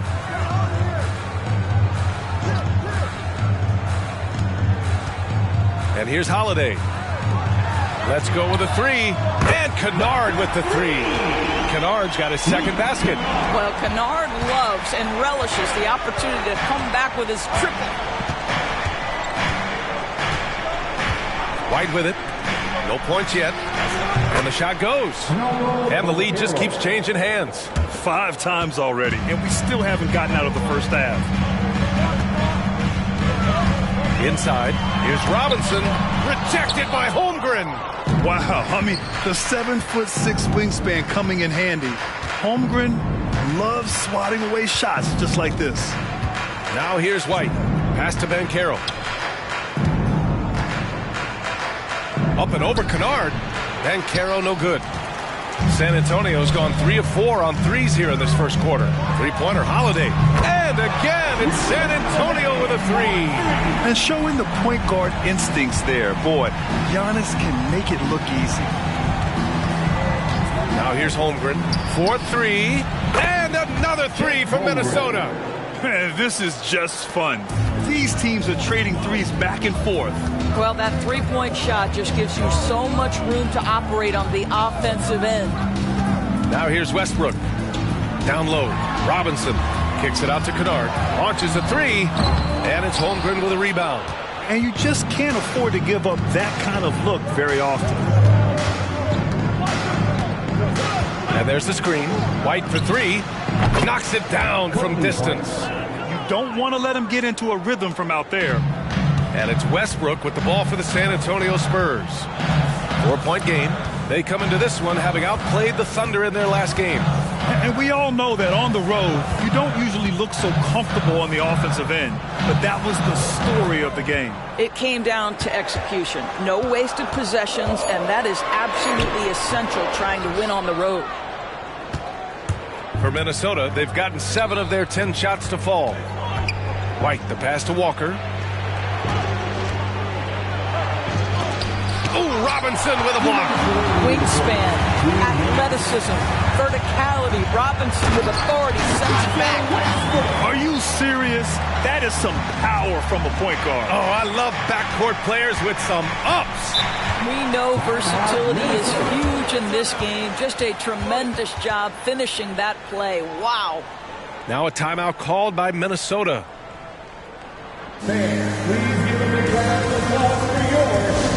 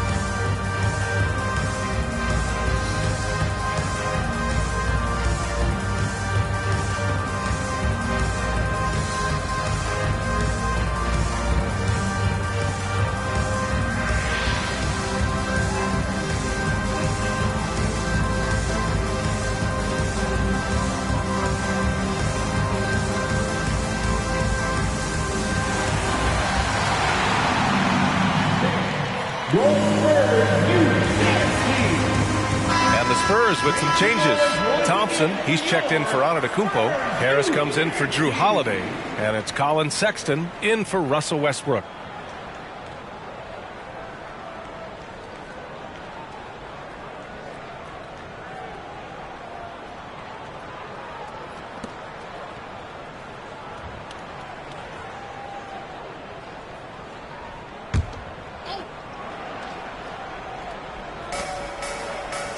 Holmgren finds Williams. Pass to Sharp. Shot clock at 6. Over Harris. Another miss by Minnesota. And for him, that's a great look. Expect him to go right back to it if it's available. No doubt. Very good play call, good execution. Sometimes it just doesn't fall. And let's quickly check out the scoring breakdown here for the Timberwolves. Well, hey, guys, I mean, can we talk about how unselfish they've been? Just racking up the assist numbers, moving it around with great precision. The other thing that's gone exceptionally well for them tonight is the shooting they've displayed from beyond the three-point arc.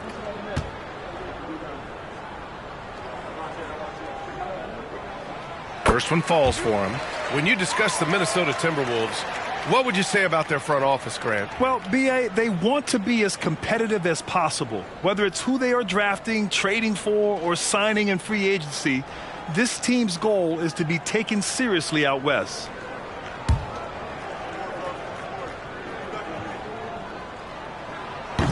He does not get the second one. Obviously, Luke Kennard, a guy known for his shooting ability. The southpaw, capable of stretching the floor and doing major damage from downtown.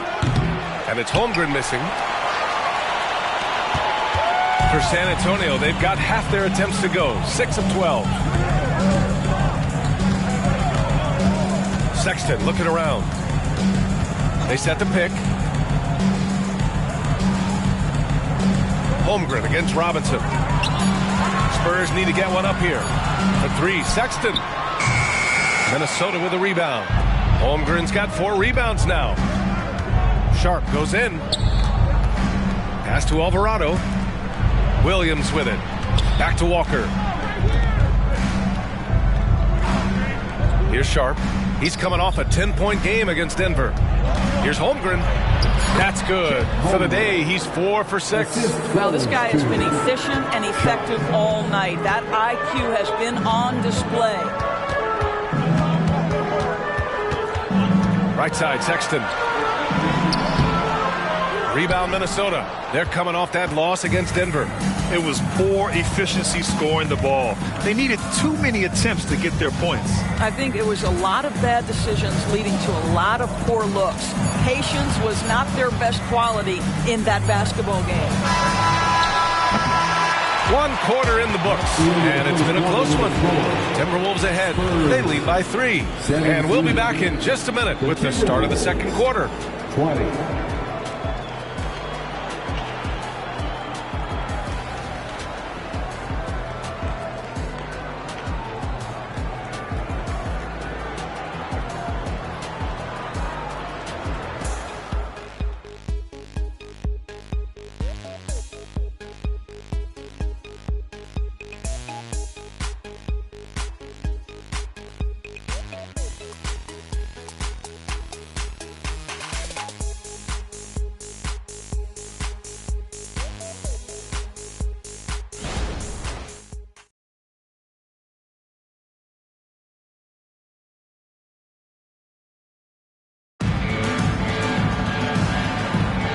This has been a fairly close game through the first quarter. We'll see what happens here in the second. And before we move on, what do you guys think about what we've seen from the Timberwolves? Well, they clearly came into this game focused on sharing the ball. When you keep everyone involved at the offensive end, it keeps everyone engaged in other areas as well.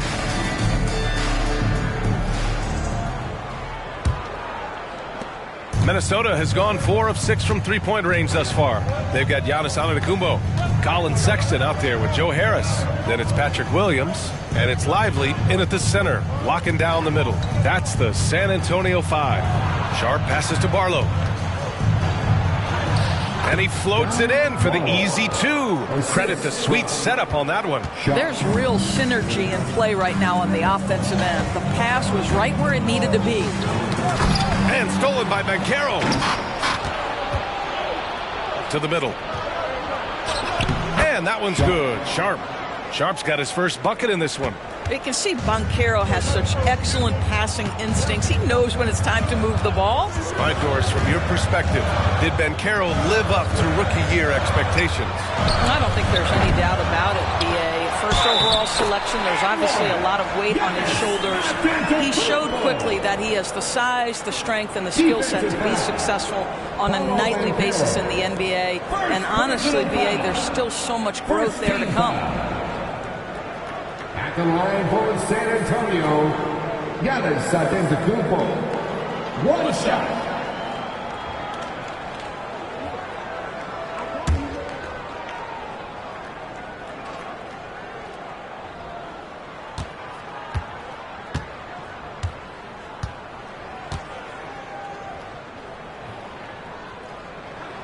Doris, we live in the era of advanced analytics. Numbers about everything. You think there's a stat that deserves more love? You are so right about the analytics. They can tell us what the high-value shots are, what kinds of players you'd like to have on the offensive end. Here's the one thing teams struggle with: how to define quality defense. And the challenge is the floor is so spaced and the shooting is so good that perhaps we need to come up with different metrics to define good defense. That's one key area.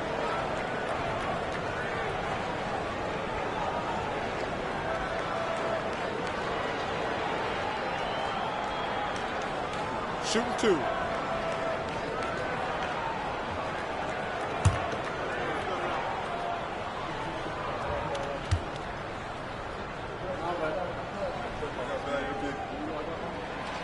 That free throw misses. Well, Doris, the Timberwolves have made consecutive playoff appearances. That's a win for this team. Well, when you consider that hadn't been done in this organization going all the way back to 2004, it does show they are moving in the right direction. The next step, obviously, they have to win a series. And he's good on the second. And Doris, one thing you can always count on from Joe Harris, He is a threat from deep. Yeah, here's a guy who has led the league in three-point percentage multiple times in his career, and it's something that is always valuable to NBA teams, the ability to space the floor with dangerous, legitimate three-point shooting. And even from where we're sitting, you could clearly tell it was a foul. Shooting for Minnesota. Shot at the line for 2.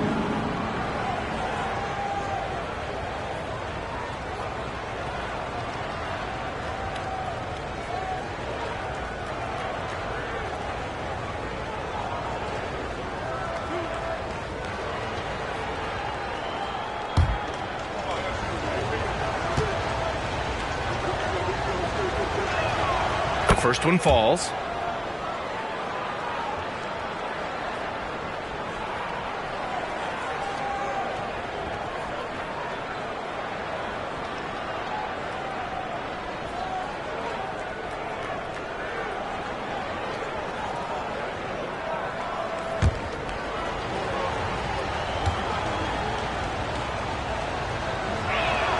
That one falls, so he hits both of them. Here's Sexton.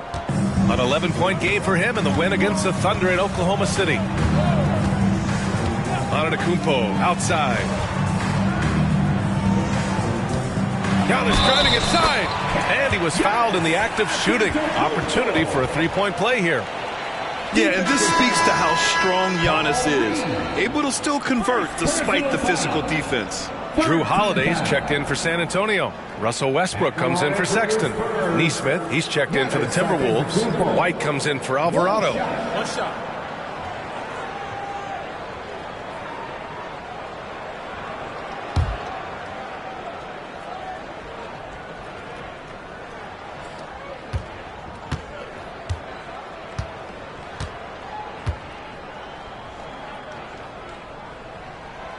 And they seem to have taken a more heads-on approach this quarter, and is getting them to the free throw line.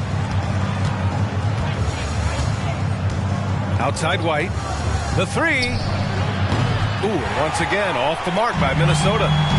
And so it's Antetokounmpo with it. He brings it up for the San Antonio Spurs. Trailing by 2.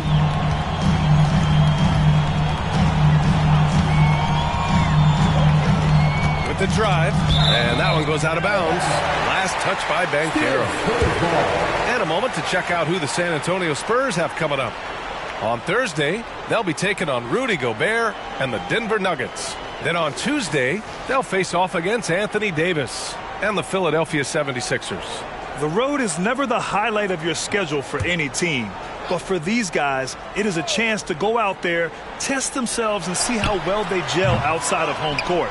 It could be a very valuable experience. Here's Nesmith. Pass to Banchero. Bumped and finishes. Great stuff from Banchero. Defensively, they've got to get more bodies in the paint. That's 3 straight field goals from below the free throw line. Williams, and the basket is good. Williams has got his first 2 points. Oh, what a pretty delivery right there from Russell Westbrook. Nice pass. Banchero outside. Pass to Barlow. 6 to shoot. There's Nesmith with the 3. Oh, wow. Drew the contact, and that 3 almost went in. So he'll go to the line for 3 free throws. It goes on Russell Westbrook. Doris, when Aaron Nesmith was traded and got floor time, his game really took off. You know, B.A., in his prior stop, he was in a tough situation trying to get minutes. Now that he's getting repetitions as a consistent starter, he's shown how valuable he can be. And he's good on the first of 3. Well, every team wants a strong start to the season, Doris. How important is that in the long run, you think? I think it's very important, B.A., to get off to a good start to build confidence. You want some carryover between what you worked on in training camp and the start of the season. Obviously, you want to be playing your best basketball at the end, but that starts at the beginning of the season. Yeah, they're playing a much more physical game here in the second quarter.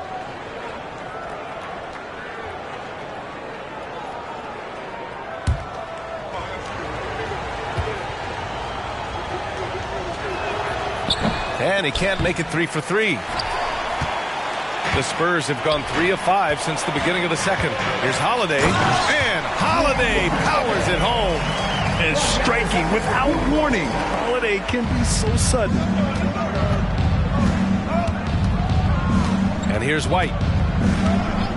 Pass to Banchero. Here's Nesmith over Westbrook. Good. He hits the jumper. Nesmith's got 7 points.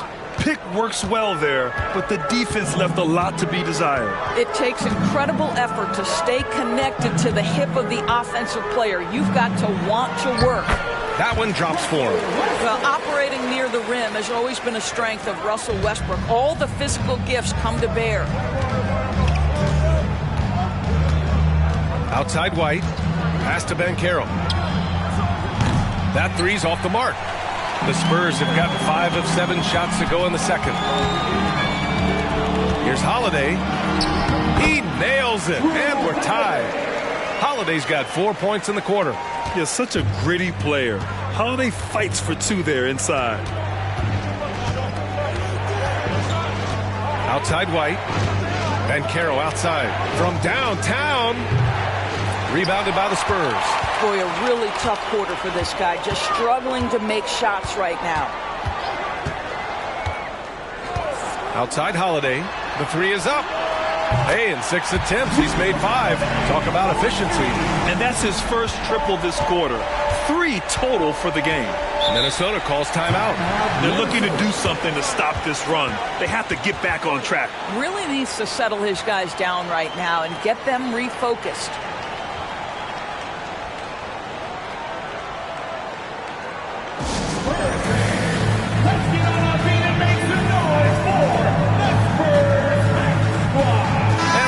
Making a change here. Kennard's checked in. Holmgren, he's checked in for Minnesota. Sharp comes in for Banchero.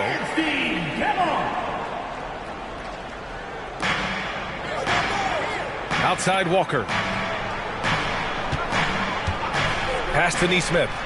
Outside White. It's Holmgren, high post. Ooh, nothing falling for them right now. San Antonio's gotten 5 of their 9 attempts from deep to go. And let's send it over to Allie LaForce. Well, before his one season at Duke, Paolo Banchero tattooed the message, "No pressure," on his left forearm. He said, quote, "There's going to be noise, but at the end of the day, you got to go out there and hoop against 5 other guys. So it's like, quote, what really is it if it's just basketball?" That's a good point. No big deal. Thanks, Allie. First personal foul. Third team foul.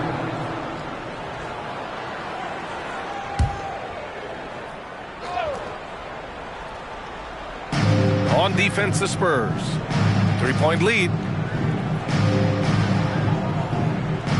Here's Nesmith, defended by Kennard. Clock at 6. They were shooting the 3-ball so well in the first, but they can't find that same success here in the second. Pass to Antetokounmpo. Westbrook outside. Back to Antetokounmpo. Oh, there's the alley! And finished off by Westbrook. How about the high-flying antics of Russell Westbrook? The alley-oop, my goodness, that's pretty. Outside White. The 3 from Holmgren. Sends it home from 3-point land. Holmgren's got 13 now. And he's coming off a huge performance, and his confidence couldn't be any higher. And his coach knows that, too. Well, the best players, to me, deliver night after night after night. So as long as he's hot, keep riding it. Now here's Westbrook. Coming in off 12 points in his last outing. Antetokounmpo, that's good. He's starting to heat up now. He's been much more efficient with the shot in this quarter than in the first. Holmgren with a screen on Westbrook. Pass to White. A minute and a half left in the second quarter. And it's good for 2. Getting enough shots in close to play inside out. Time called here. San Antonio decides to talk it over. Start it.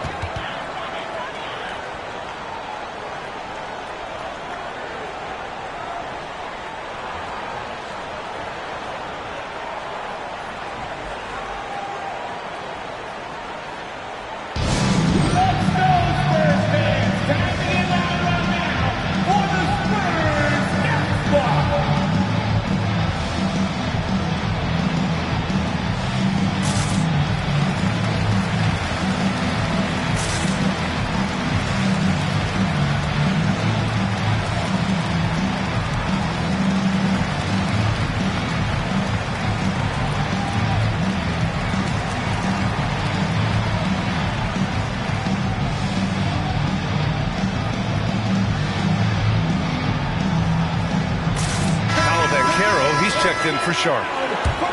All right, let's take a quick pause and look at the best shooting teams from last season. In the third spot, the Timberwolves. They were so consistent with their shooting. Maybe not lights out, but they played smart and didn't let good looks go to waste. Robinson on the wing. Westbrook against White. And it's Westbrook off the drive. And there's a whistle. He'll head to the line to shoot two. To say it's not easy to guard Russell Westbrook is an understatement. This guy's quickness and leaping ability make him a nightmare. And let's take a moment to get your take, guys, on the scoring so far for the Spurs. Well, in today's NBA, the three-point shot is so valuable. They realize this, and that's why they're continuing to drain as many as they can. Yeah, and in addition, their ball movement has really unleashed their offense. Boy, they've been fun to watch.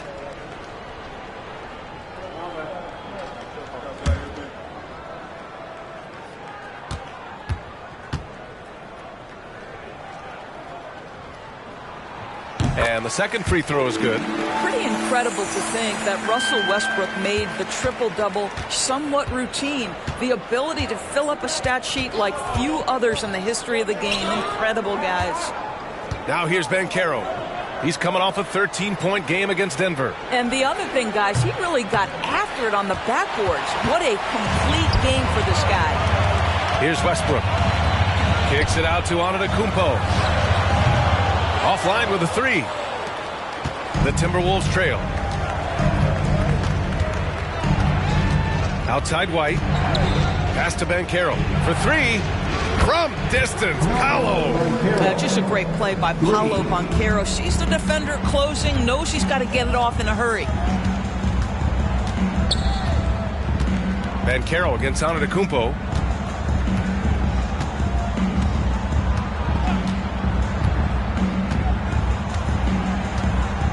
Robinson, a screen on Banchero. Antetokounmpo for three. And so a close game as we wrap up the first half of play. Spurs out in front, up by one. Well, now we have some time to check in with Allie LaForce. Allie. Thanks, guys. I'm here with Coach Greg Popovich. And, Coach, a hot start for you shooting the ball, but in what areas could you improve as a team? Well, that's all we're seeing. Neither team's playing any D. It's like an offensive extravaganza, and nobody wants to guard anybody. Well, I'm sure you can inspire them to play better D in the second half. Thanks, Coach. All right, good stuff, Allie. And we'll get back to the action at the start of the third quarter.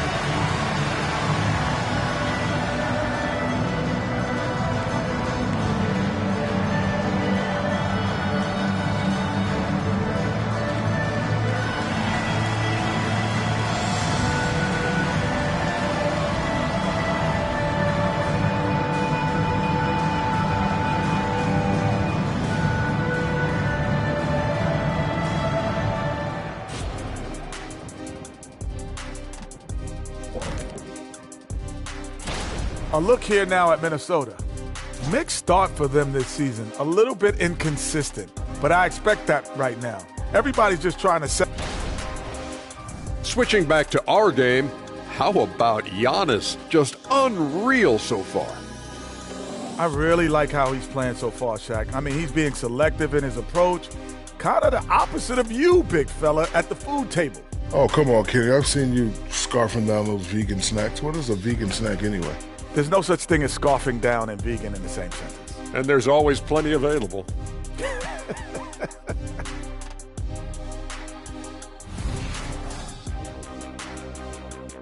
Glad you could join us. Ryan Anderson and crew are ready to take it away for the start of the third quarter.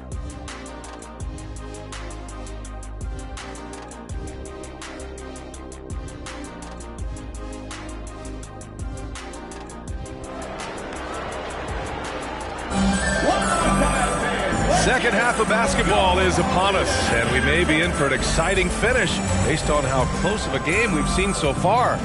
What a game we're seeing from Drew Holiday. He's hit shot after shot from deep. He's so locked in right now. Well, the break certainly didn't have a cooling effect on him at all. He's in a great rhythm, looking comfortable and confident.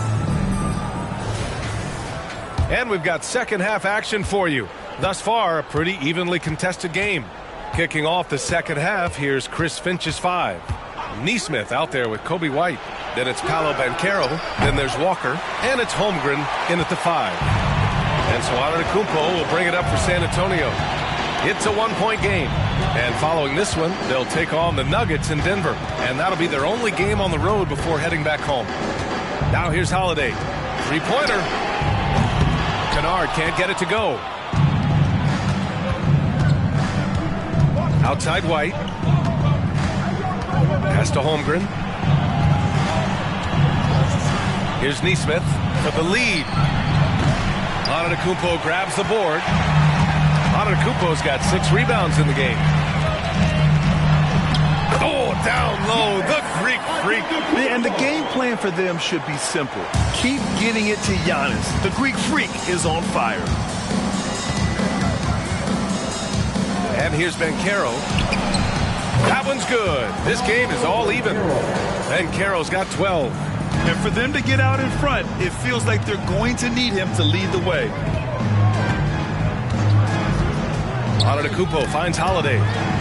Now Kennard. Walker covering. Antetokounmpo against Banchero. And stolen by Holmgren. And here we go. The Timberwolves on the run. Here's Neesmith. Chance there to take the lead, but a miss. That's a shot he makes with regularity, but that time the defense up to the challenge.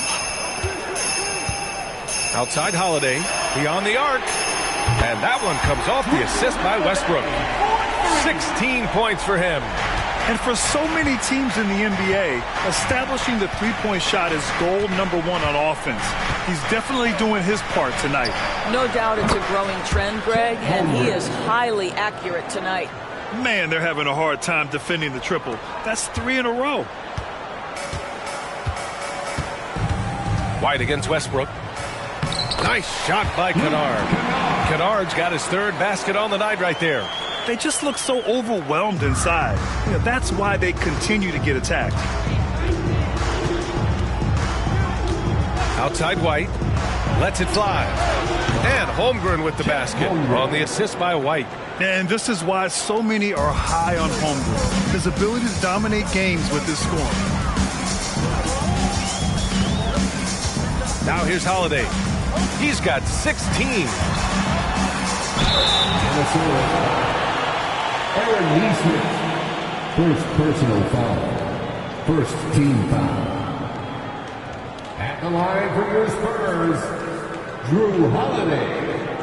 2 shots.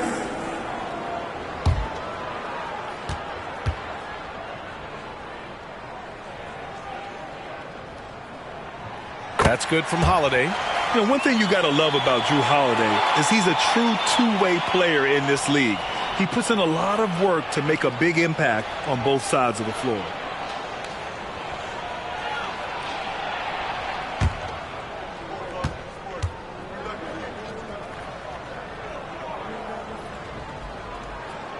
Holiday hits them both.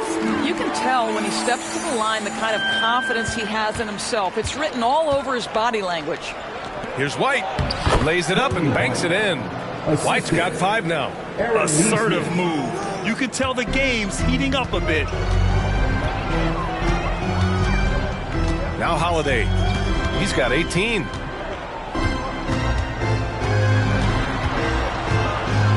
Pass to Antetokounmpo. And once again, off the mark by San Antonio. The Timberwolves have gotten 4 of 7 shots to drop in the third.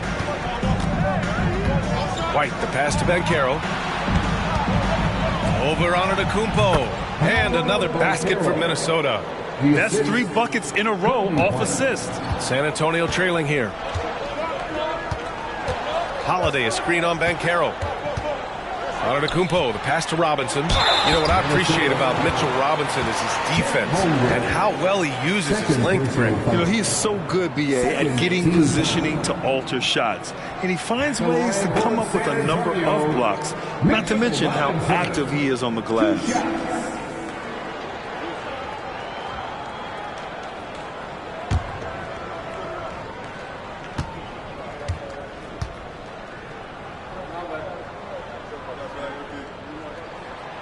And that one misses.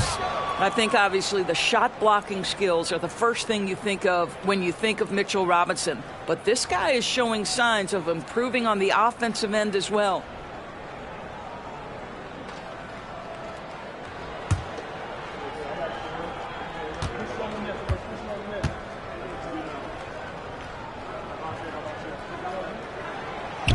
So he comes up empty, missing both. And Walker's got the ball here for the Minnesota Timberwolves. The lead is 2. After this game, they can look forward to Detroit, where they will match up against the Pistons. They're getting into the back half of a 4-game road trip. Now here's Banchero. 14 points for him. Down to 5 on the shot clock. And it's Holmgren missing. San Antonio's gone 7 of 15 from distance in this game. Kennard finds Holiday. Westbrook outside. Back to Antetokounmpo. Fires the 3. Walker pulls down the board. Minnesota's gotten 2 of 4 threes to fall here in this third quarter.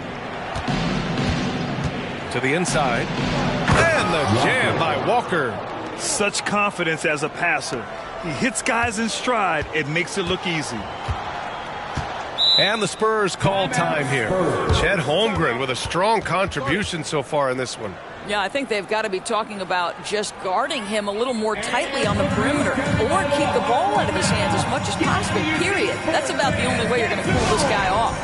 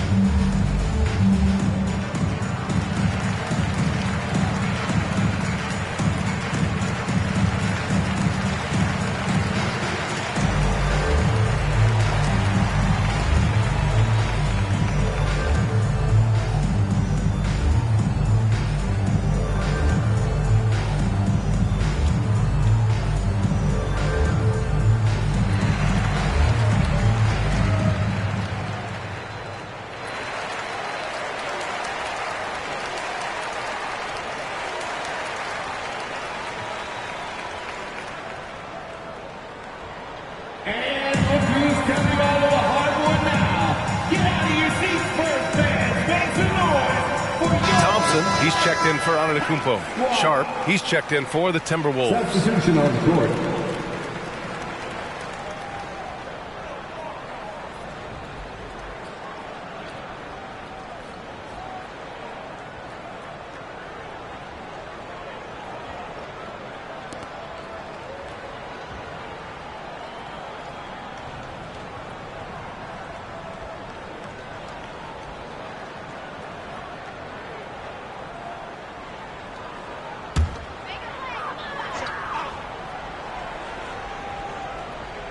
Here's Westbrook. He has 7. Thompson outside. White against Westbrook. Thompson scanning the floor. Clock at 4. Here's Holiday. Oh, and there's the whistle on the shot. So 2 free throws for him coming up. A physical guard who plays with no fear. Holiday doesn't get to the line as often as you think. And a look now at how the offensive approach has been going here so far for the Timberwolves. I mean, they've played some beautiful basketball all game. The passing has been impressive, and it's opened up things with their ball movement. Boy, the long ball has been another point of emphasis for this group tonight. Their shooters are finding open spaces and firing without hesitation.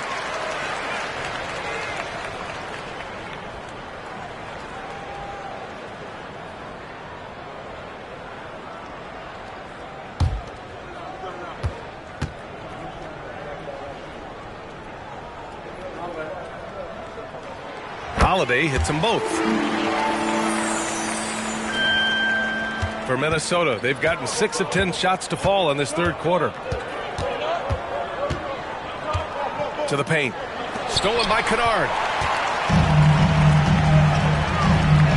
Holiday against Walker. And Holiday, here we go. And he banks in the layup. Holiday's got 9 points now in the quarter. We call that solid fundamentals. Luke Kennard finding his teammate on time and on target. Here's Sharp. Pass to White. Fires for 3. The rebound by the Spurs. Robinson's got 5 rebounds in the game. Westbrook with it. Now here's Holiday. Kennard with it.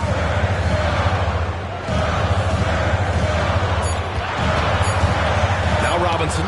Walker with a steal. Here's Sharp. Pass to White. From deep, Holmgren. Counted. Now 8 for 13 with that basket. Boy, picking up where he left off. His second from distance this half, 5 overall. 1:52 left in the third.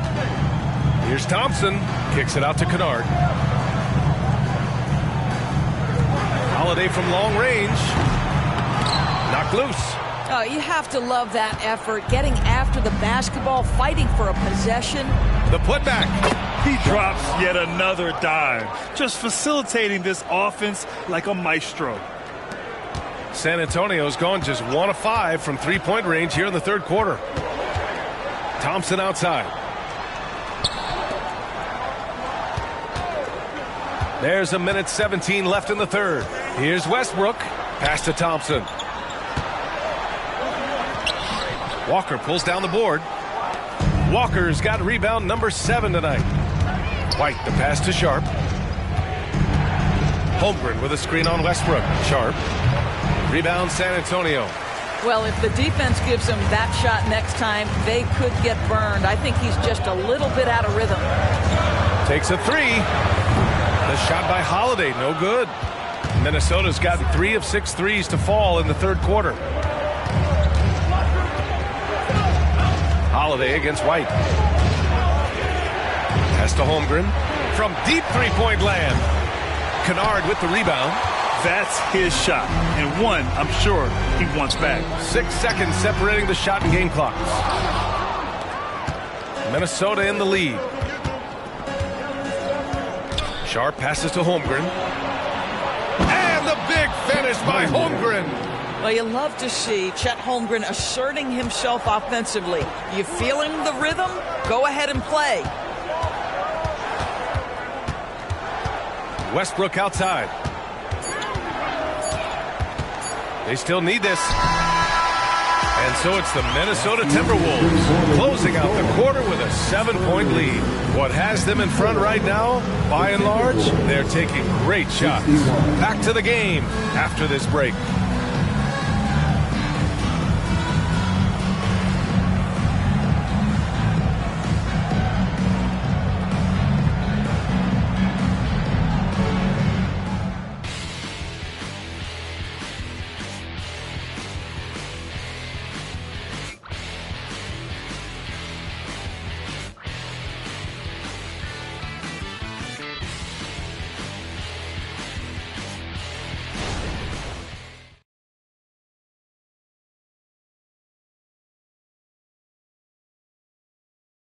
And a moment now as we take a look at our State Farm assist of the game. And just a selfless decision from your 2-guard, showing his ability to get his teammates good looks. How about the secondary playmaking you are getting? Great to have that from the shooting guard spot.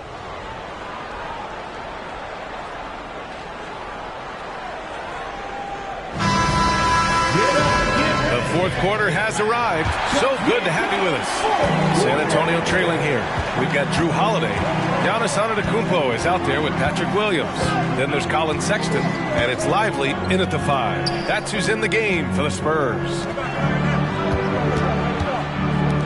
Lets it fly from 18. Good. And Antetokounmpo gets the assist. You know, he could have looked to score that himself, but in this particular instance, the advantage is playing inside out. Here's Sharp. He's covered by Holiday. Reed passes to Barlow. 4 on the clock. Three-pointer Sharp. Rebound San Antonio. Antetokounmpo's got his 7th rebound here tonight. Ooh, he took a hard foul on the shot. So he'll head to the line to shoot a pair. That's on Jose Alvarado.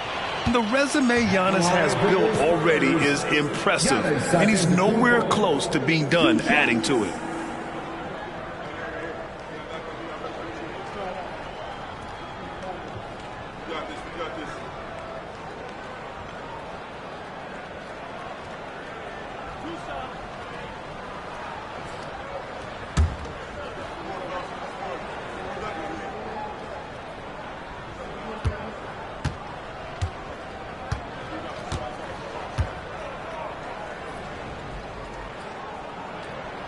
He's off on the first.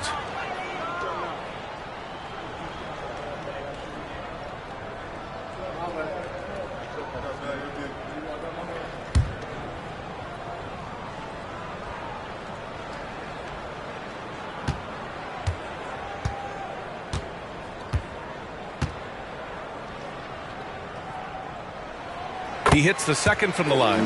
Just a tough miss at the line. They're down 2 baskets now.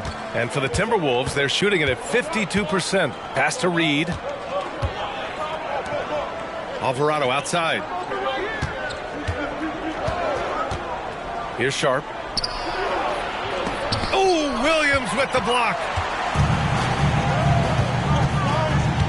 Outside Sexton to the inside. And here is Antetokounmpo.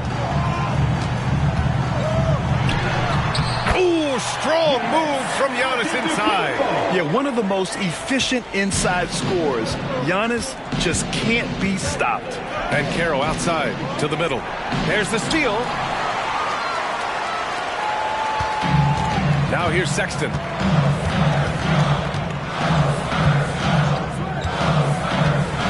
Outside Holiday.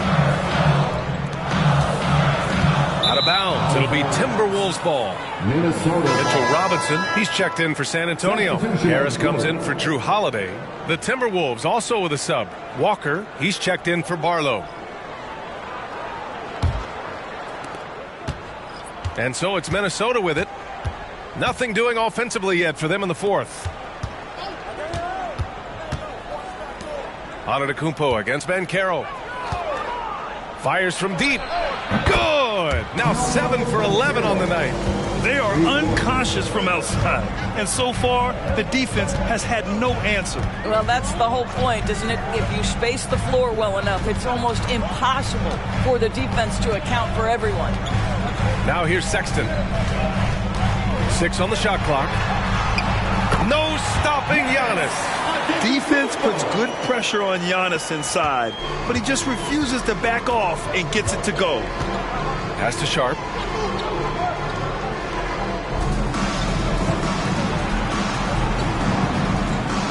Here's Reed. Robinson defending. And Caro with it. The 3 is up. And it's Harris with the rebound. Just about 3 minutes through the fourth and final quarter here. Williams on the wing. Back to Sexton. Williams with the screen to tie it up. It's rebounded by Caro. Caro's got his 4th rebound in this one. Here's Walker. Alvarado left side over Williams. And he'll draw the foul. He'll head to the line for 2. First personal foul. First team foul. At the line for the Timberwolves, Jose Alvarado. 2 shots. Take a break. Take a break. 2 shots.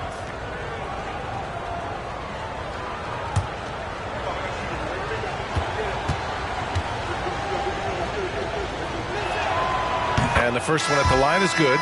And the Spurs with some changes. Kennard, he's checked in for Williams. Drew Holiday comes in for Harris. And it's Russell Westbrook in for Sexton. Holmgren, he's checked in for the Timberwolves. White comes in for Sharp.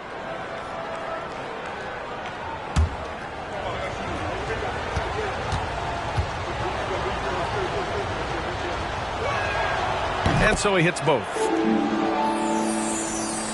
A bit under 3.5 minutes have passed here in the fourth. Westbrook outside. Pass to Antetokounmpo. There's the 3. Rebound Minnesota. Well, after hitting 1 triple in the first half, it's been all radio silence since. Now Alvarado. The 3 from Banchero. The putback. Controls the rebound and the putback. And the Timberwolves lead by 7. And this is what Coach wants to see from Holmgren. Outworking the defense to get a second chance look. Time called here. The Spurs decide to talk it over.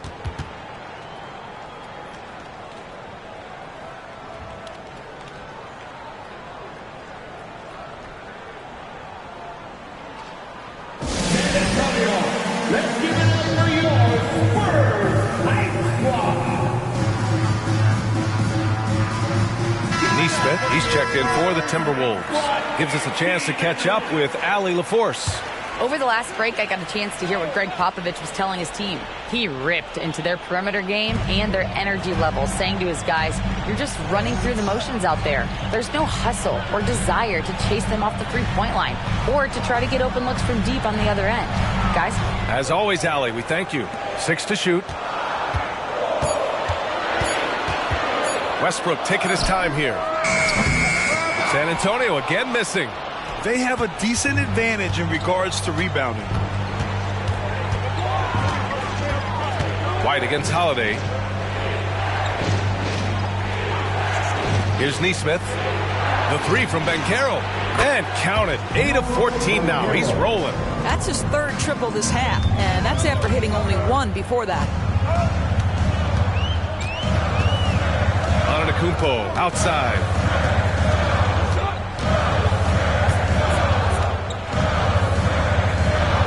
Can they get it?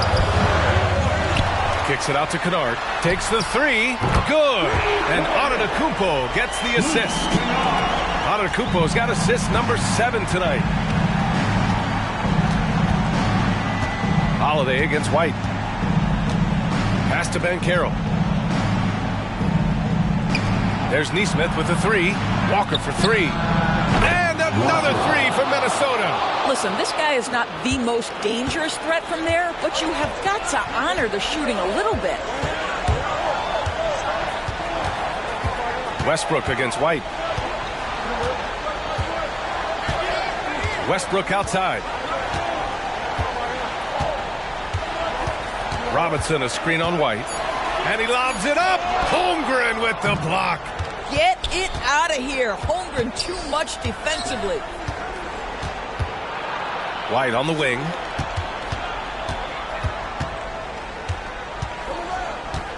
Back to Banchero. There's Neesmith with the 3. On target from range.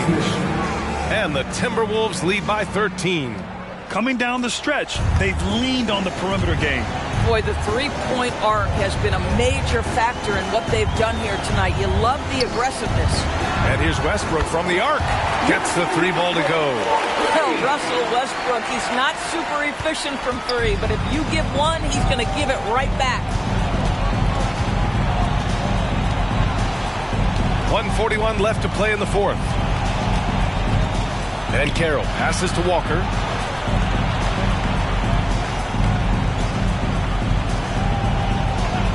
The Timberwolves need to get off a shot here. Oh, man, Carroll throws it down. When every aspect of his game is moving and working, Paolo Banchero very difficult to handle. Robinson, a screen on Banchero. Here's Antetokounmpo. And the jam by Antetokounmpo. Doing what he can to help shrink the deficit, but it has to be a team effort. Timeout called the Timberwolves. They're on top by 10. 1:16 left in the fourth quarter here.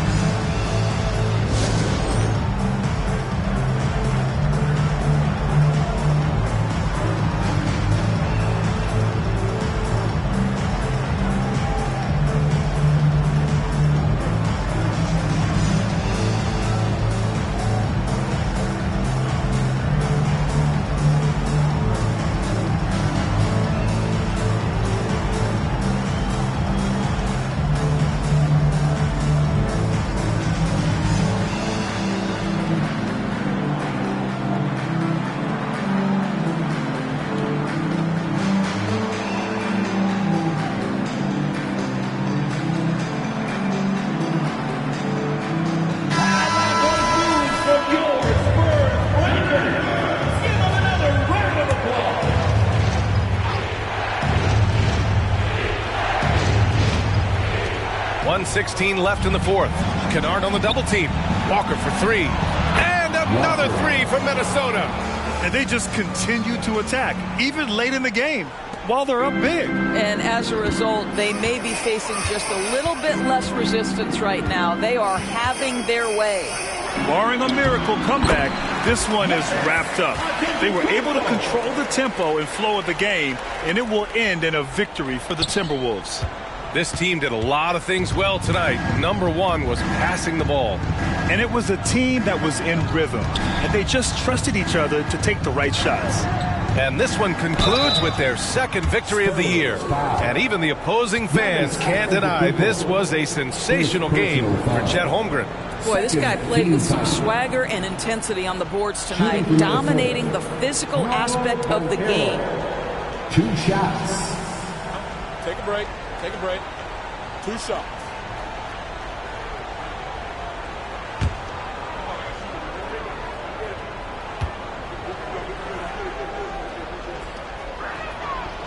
That one's off. Banchero, one of those big men that does a little bit of everything, and the scary thing is he's got tremendous upside.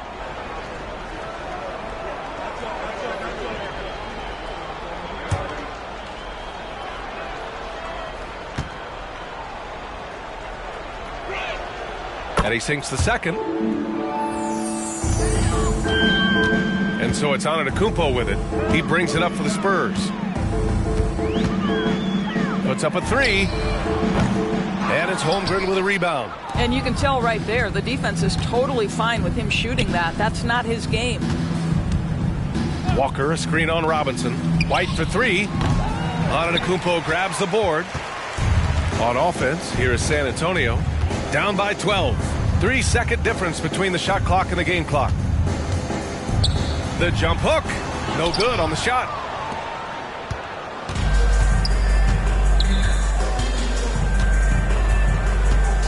Outside White.